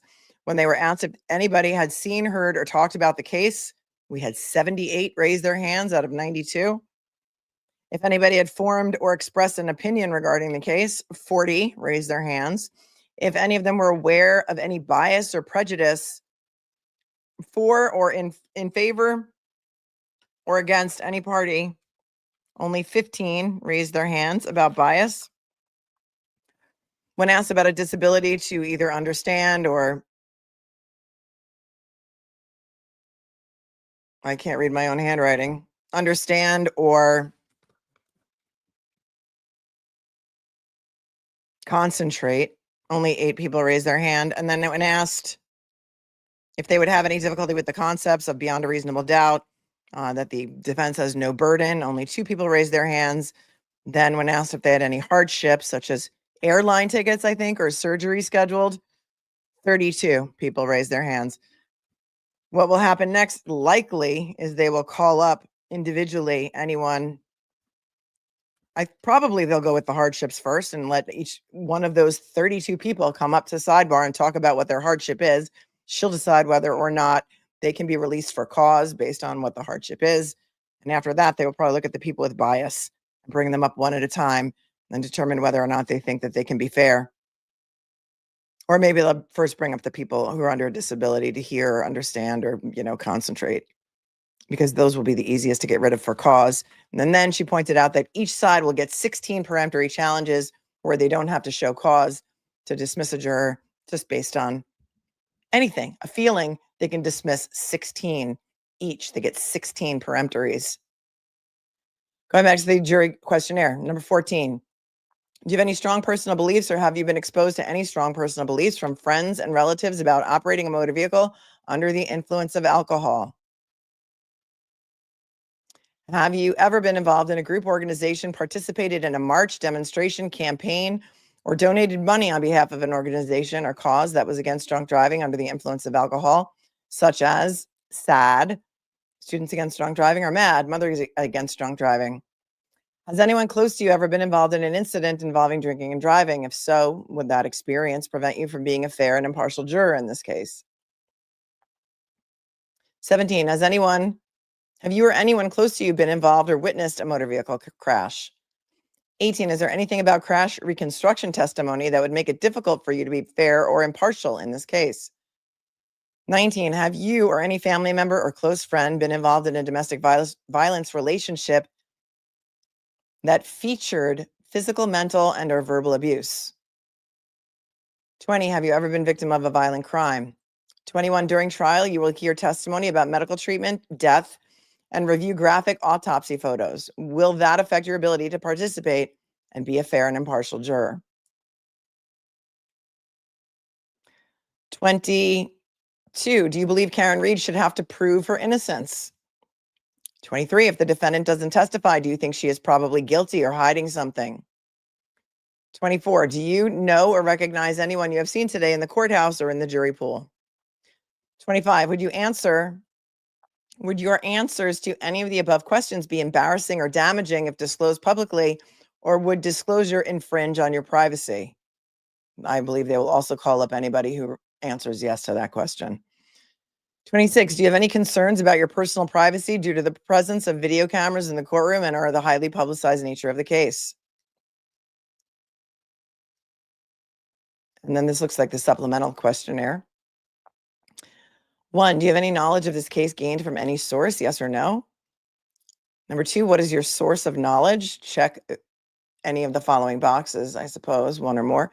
Television, radio, newspapers, magazines, internet, Twitter, X, social media, Facebook, Instagram, TikTok, other, podcasts, family, friends, observations in the community, overheard discussions, or other. Notice YouTube is not even listed on here. I find that interesting. Do you? Seeing that we're all on YouTube every single day. Yeah, and is Twitter not social media? I mean, YouTube has the most coverage of this case, so I sort of think, right, Lana, that YouTube should be on there because they may think, okay, I watch, Melanie Little and I watch Emily Baker and I watch Lawyer and Defense Diaries and Andrea Burkhart, but I don't know. Is that a podcast? Is that just internet? Is that... And then they may just not say it. That's kind of interesting and wild to me. Number 3, what are the details of the case that you are able to recall? That'll also be a red flag answer. If anybody says, well, yeah, I know that Karen Reed backed up her car, killed her boyfriend, and left him to die in the snow, perhaps that person is going to be stricken for cause. 4, are you aware of any specific impact this criminal allegation has had on your community? 5, what is your primary source of news and information? I would just like to know the percentage of how many people write YouTube. Number 6, how often do you read print or online newspapers, magazines, blogs, and what sources? Number 7, how often are you exposed to news from radio, television, podcasts, or social media, and what sources? I suppose somebody could write YouTube in there. 8, what is your familiarity with the case prior to today? 9, have you had discussions about this case prior to today? 10, is there any reason you would be unable to follow an instruction that during your jury service you may not read any news or media accounts about this case, watch or listen to any media or news broadcasts or commentary about the case, discuss this case with anyone, research or look this case up on the internet, or perform independent research? Number 11, is there any reason you would be unable to follow an instruction that during your jury service you may not read or view any social media articles, posts, videos, podcasts, or other non-traditional media platforms that may discuss this case? Number 12, is there any reason that if you are inadvertently exposed to extrajudicial influence or media about this case, you would be unable to follow an instruction that you must report an exposure to a court officer? An exposure, like they're being exposed to some virus or something. Let's take a look now, shall we, at docket number 658. Docket number 658, which was filed just before close of business yesterday. This is a motion in limine to exclude Garrett Wing. You may remember Garrett Wing from seeing his interview on my channel all the way back in something like January of 2024, when and after Jennifer Koffendorfer tried to make me look like an idiot on Court TV. And I say tried because my opinion at the time in January of 2024, when Vinnie Politan asked me to come on his show, was that Karen Reed was that John O'Keefe was not hit by a car and a car didn't hit John O'Keefe and the injuries did not line up with the pedestrian versus motor vehicle accident. I said the injuries to John O'Keefe's right arm, in my opinion, were caused by an animal attack, and that I found it sus that after this incident, the family rehomed their dog, sold their house, tore up their basement, and that it would be easier to prove that John O'Keefe was not hit by a car than Karen Reed hit John O'Keefe with her car. And Jennifer Koffendorfer said, you know, I love how everyone thinks that they're even though they're not a medical doctor, they just think that they can tell where these injuries came from. And she basically dissed me and tried to make me look like an idiot. And I thought, am I being gaslit? Like, is it possible? Are these really animal injuries? And one of my amazing moderators pointed me in the direction of Garrett Wing, who has a YouTube channel called American Standard Canine. And he's a dog trainer. And he's been training canine dogs since he was a child because his father was also a police canine trainer. And he said, these are absolutely dog bites. There is no question. And we did a show and it was a couple of hours long.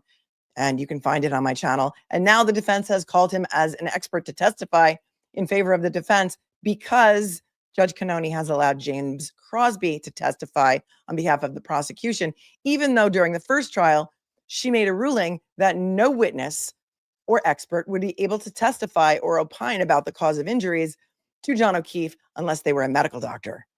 We have covered this case extensively, pre-first trial, the entire first trial, post-first trial, pre-second trial, and we have read all of the motions, and James Crosby is not a medical doctor. He has some sort of degree in veterinary science, not veterinary medicine. It is a degree that Dr. Russell, who is a very qualified expert in the area of dog bites, has never heard of, and yet the judge has allowed James Crosby to testify on behalf of the defense, and the prosecution, sorry, and he will testify as an expert. And that's wild to me because she keeps overruling herself. No other judge does that. Here is yesterday's motion in limine filed by the Commonwealth. It's the Commonwealth's renewed motion in limine to exclude expert testimony of Garrett Wing. If you have not watched that show of mine, it's in the pretrial playlist from the first trial. Now comes the Commonwealth in the above captioned matter and respectfully requests this honorable court exclude expert testimony based on a violation of Rule 14 and the defense's presumption that they are entitled to surrebuttal expert testimony. On March 25th of 2025, the Commonwealth received a 24-page report of Lieutenant Garrett Wing, a suggested expert in dog training and dog bites.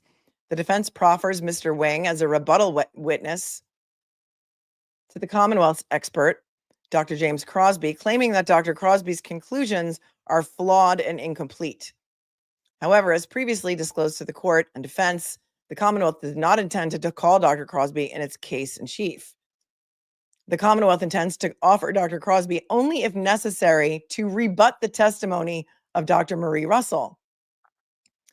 There is no, and then they put in quotes, sub-rebuttal in Massachusetts courts. Again, I'm going to point out to you that we think that Hank Brennan's paralegal hates him, and therefore this motion is, just like all of the other motions, replete with grammatical errors, misspellings, wrong, incorrect words, and words that don't exist. I do not think she meant to type, or he meant to type sub-rebuttal, probably sur-rebuttal, but who knows. Remarkably, the defense's own proffered expert has rebutted certain opinions of Dr. Russell. Mr. Wing has publicly stated, first you call him Lieutenant Wing, then you call him Mr. Wing, and then you call him Mr. Wing again. Mr. Wing has publicly stated that Mr. O'Keefe's arm injuries were in no way attributed to paw, claw, or scratch marks, and that it would be very rare for a dog bite to be a puncture wound, where 99 out of 100 times dogs cause lacerations, not puncture wounds, particularly when a dog is untrained. See Exhibit A. I don't know for sure because we don't have Exhibit A, but I have a sneaky suspicion that Exhibit A might be my interview with Garrett Wing. A transcript of it or a link to the YouTube show, because where else did he publicly say that? I don't know, because apparently it's not in his report. And I don't know for sure, but He also did do one video on his own channel, I think, about Karen Reed at least, right? Further, the defense has also objected to this line of testimony. He's saying the defense has also objected to this line of testimony, stating that a jury should not hear from a dog behavioralist on what the cause of the wounds to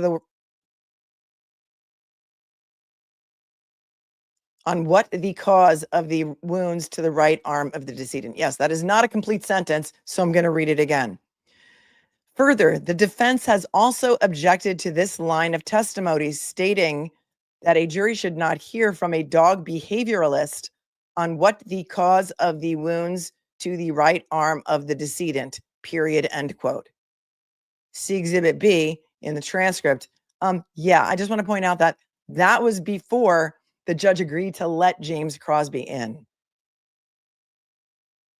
And that was based on the judge's prior ruling in the first trial, where she said nobody but a medical doctor would be allowed to opine about the cause of injuries. And so, since the judge has overruled herself by letting in Dr. James Crosby, this argument rings hollow to me. Anyone? Are we being gaslit again? Yes, we are. A trial judge has substantial discretion.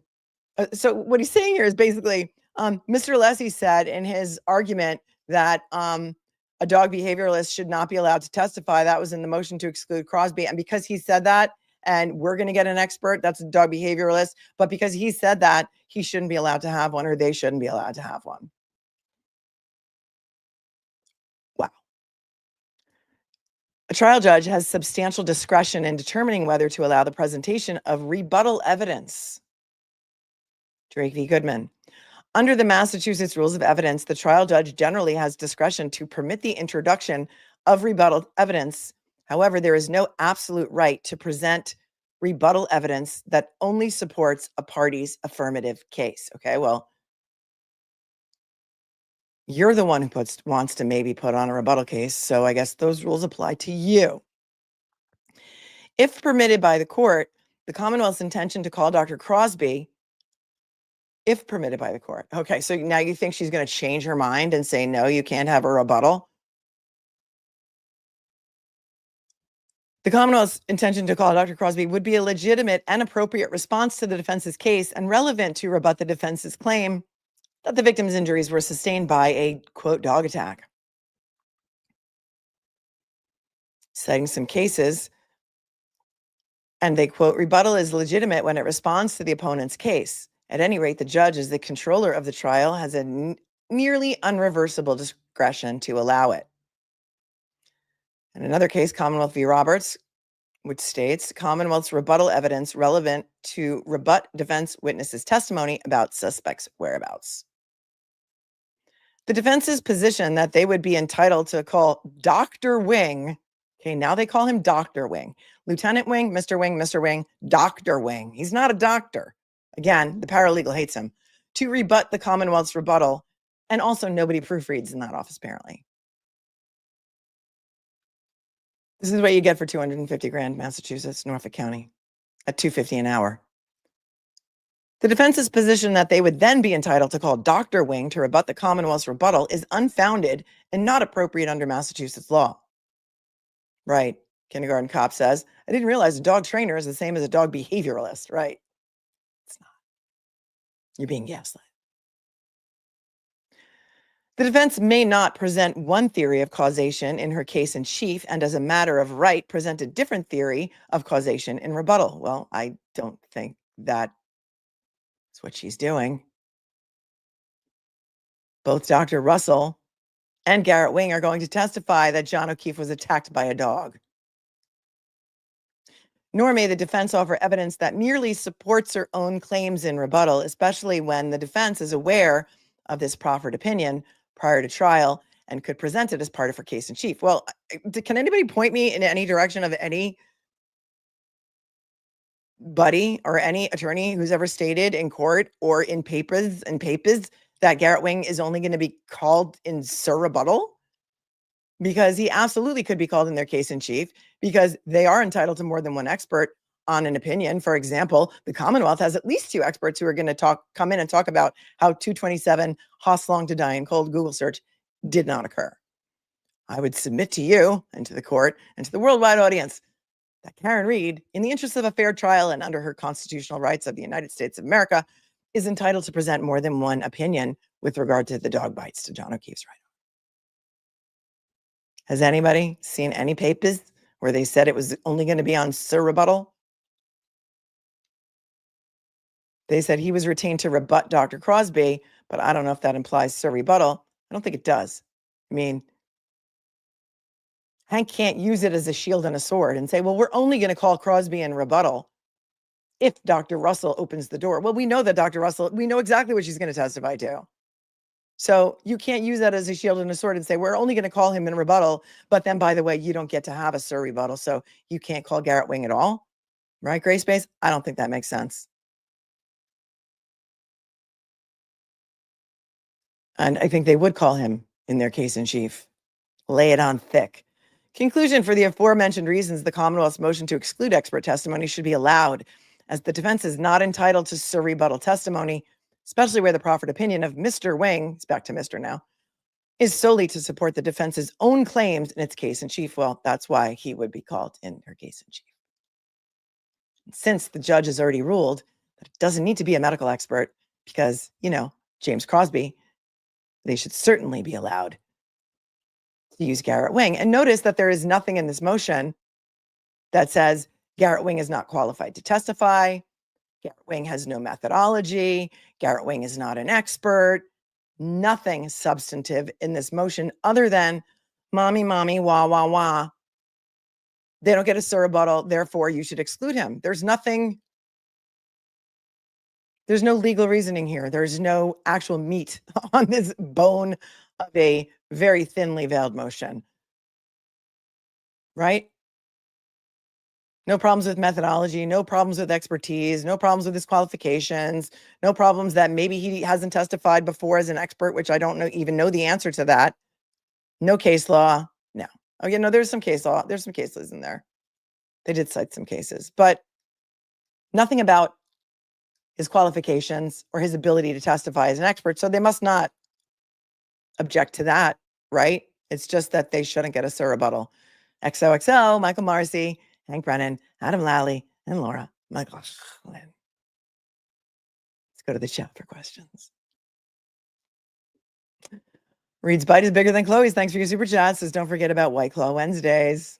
Just another reminder to smash the like button. There's over close to 12,000 people in here, and we have only not even 50% likes, and we can do better. We can do better than that. It helps the algorithm. It helps push out the stream, helps push out the message to the worldwide public that Karen Read did not hit John O'Keefe with her car, and a car did not hit John O'Keefe. Yeah, we only have about 1/3, 30%. We can do better. I know you can. On top, thanks for your super chat. Maybe if we tighten the suspenders a little more, enthusiasm about reasonable doubt. Well done. Helena Frost, the world is watching. Hello from Sweden. Hello to Sweden. Hello. Pierre is here. Pierre's been here for 16 months. Here we go again. Thanks, Pierre. Isabel, Yonis. Donna became a new member. Welcome. Weasel's identity crisis is why weren't they asked if they knew of John or know Karen? That is a great point. Well, I think she said the lawyers or any of the parties. She did not say the victim, though, did she? I don't recall hearing that, and that's a good point. Thank you, Weasel's identity crisis. Kansas Sofager, will the lawyers be with the judge when she questions them? Yes, yes, they will. Thank you, Isabel, for your super sticker and for tuning in from New Zealand. And Melanie, would you consider having Craig McClellan as a guest? He has expressed displeasure with the Karen Read and Birchmore cases, is running against Marcy. I don't know who he is. I'll look into it. I've never heard of him. I typically don't do politics, and I don't do political streams, and I don't do, candidates or anything like that. There are other channels that do that. But I'm not local, so it doesn't, the answer is probably not, but I will look into it because I don't know who that is. I know there's a woman running against Marcy, and I've seen her name out there. I don't know who that is. Kristen White, thanks for becoming a member. KT Mwalam, the Commonwealth probably filed the new motion regarding dog expert because after the latest orders, they realized and Bev is so biased that she'll most likely grant it. Also, they want to keep out any and all evidence that shows that something else happened to John O'Keefe. They don't want the truth. If they wanted the truth, they would not be fighting every single expert of hers. They would let them all in because they would want the jury to figure out the truth of what happened. Or not figure it out. They want the jury to hear all of the evidence so that they could determine this fairly. Thank you, Donna, for becoming a member. Roma, Victoria, how do you think the defense will present themselves in trial number 2, Ms. Melanie? In what way? I think that they're a very, very high-powered team. They have a lot of team members. They are bringing out all the big guns, every single one of them. I think this time they may focus more, and I don't have any inside information, but I think maybe they will move away from the third-party culprit and move a little bit more towards John O'Keefe was not hit by a car. Something happened. We don't know what it is, but it did not come from a car accident. And I think that would be a much better way to go about it. That's how I think I would approach it. And then give them all of this other information and let them do it what they will, but tell them they're not here to solve a mystery. That all of these things are reasonable doubt. And that if you go back there and try and figure out some other way that this happened, that is reasonable doubt. And we're done. I don't have any inside information into their strategy, though, if that's what you're asking me. Twilight Zone 913, thanks for your 10. Paul O'Keefe is living in Canton. Aaron O'Keefe is living in Bridgewater. We pointed that out last night when we went over the witness list. None of my business, but thanks for your super chat. Good morning. Good morning, Jillian. Why is Mike Easter on the witness list, Melanie? Confused? Right. He's already been precluded from testifying. So the boiled frog, 61. Apparently they forgot to take him off the list when they read it. And perhaps that's why.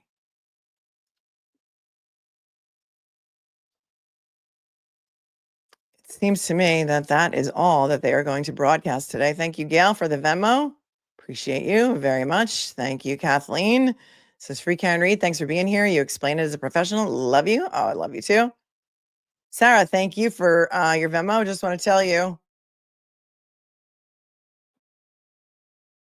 Somebody outside the courthouse heard MSP say, let's get the bus here. One warning, and then we arrest. Somebody's going to clip that and post it. Well, I wonder how many arrests there are going to be for people breaching the buffer zone today or wearing clothing inside the buffer zone that says Free Karen Reed or Justice for John O'Keefe. Thank you, Nancy. Nancy says, good morning. Born and raised in Canton and worked so hard to raise my children here. And now it's one of the saddest places to live. It's so embarrassing. I'm so sorry. Thank you, Jonas. April Fools. April, we're all in on the same joke, aren't we? Aren't we all in on the same joke? I think you know we are.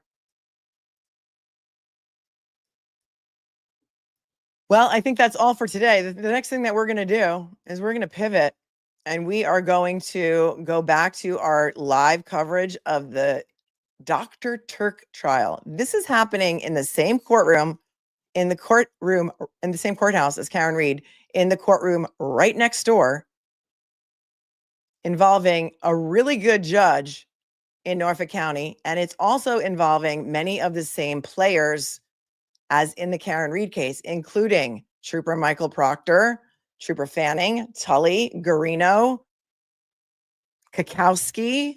Mike Easter was the FBI expert that the defense wanted, that he was precluded yesterday from testifying. She's not allowing it. She thinks that police procedure and proper investigative techniques are within the common knowledge of a layperson who would be a juror, and therefore it is not necessary to have expert testimony with regard to how crappy the police investigation was, because the defense in her mind can use cross-examination to get out what a crappy investigation it was. And my argument against that is, well, do you really think that these law enforcement officers are going to admit how crappy their investigation was?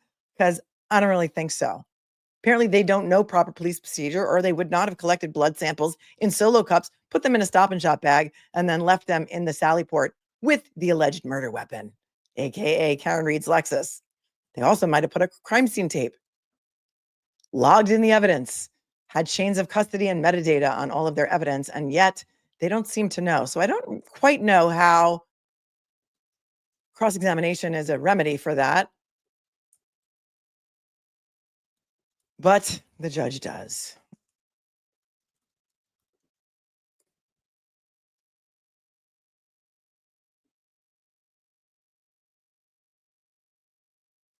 And so, there's that.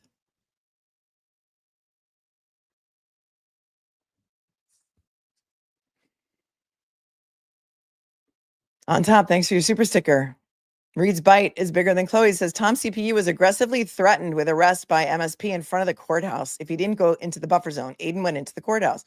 That's crazy. Laren D Designs is here for 11 months from Kelso, Washington. It's an early morning for you, huh? Really early morning.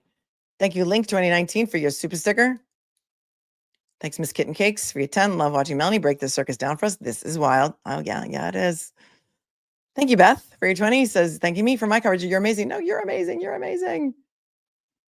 Code of Conduct gone awry says, I started watching with you on Karen Reed's case last year. Now again for 2.0. I live with you for all of my heart. Oh, I love you with all of my heart.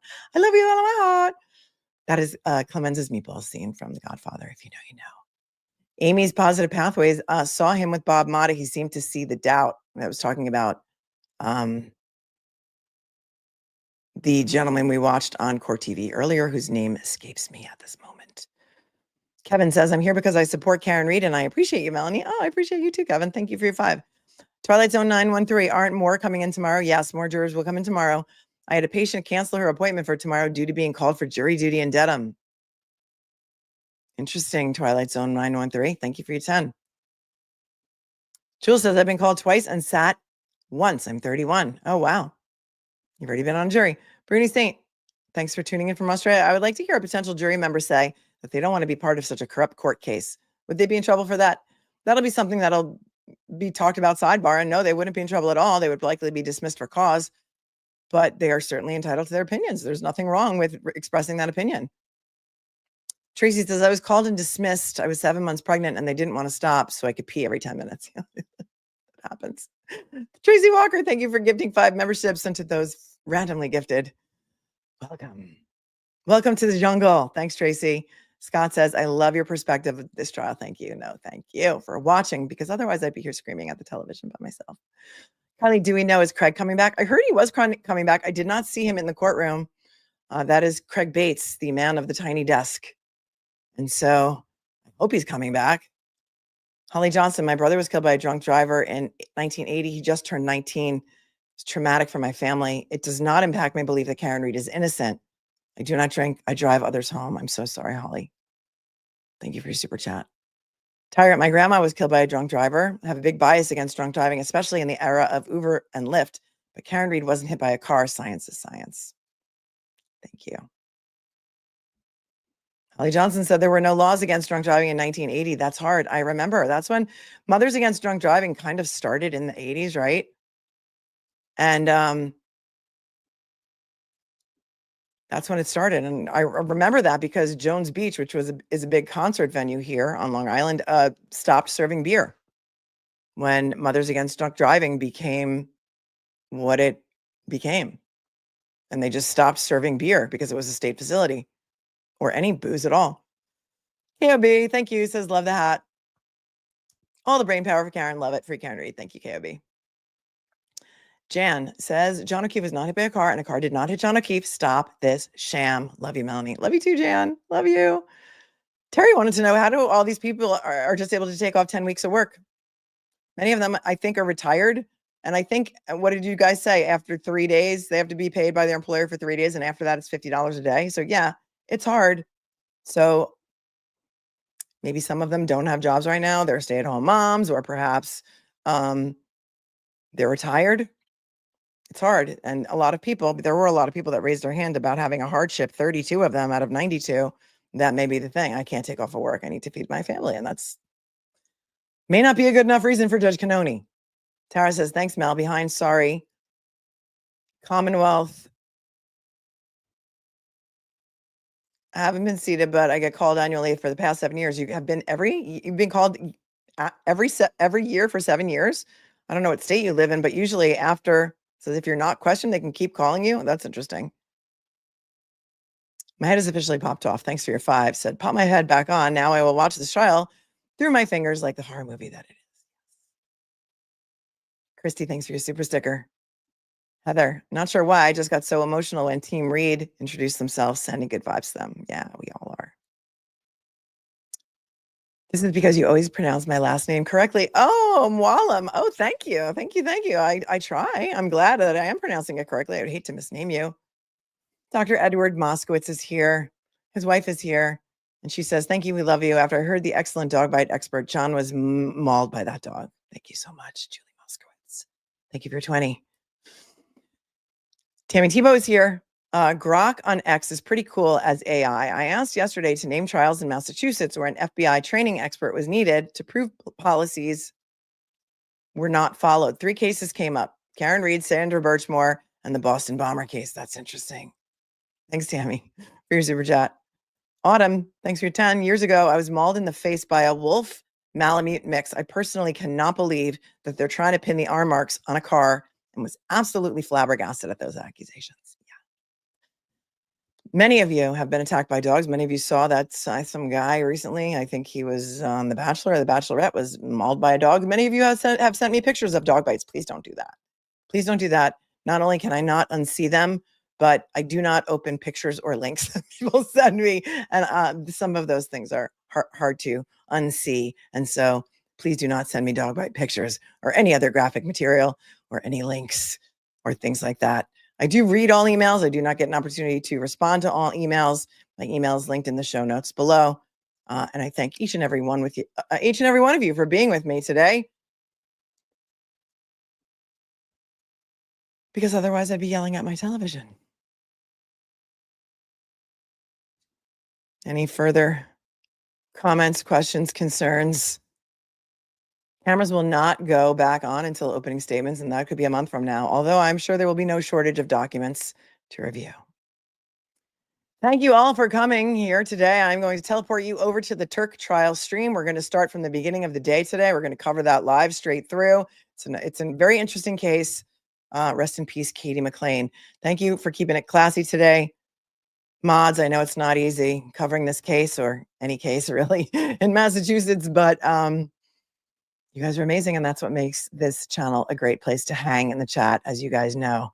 Isn't the Massachusetts audit being released? I don't know. I think it's supposed to be, but I haven't heard anything about it. Thank you to my channel members, my viewers, my replay viewers. Please do all of the things that YouTube likes. Hit the like button.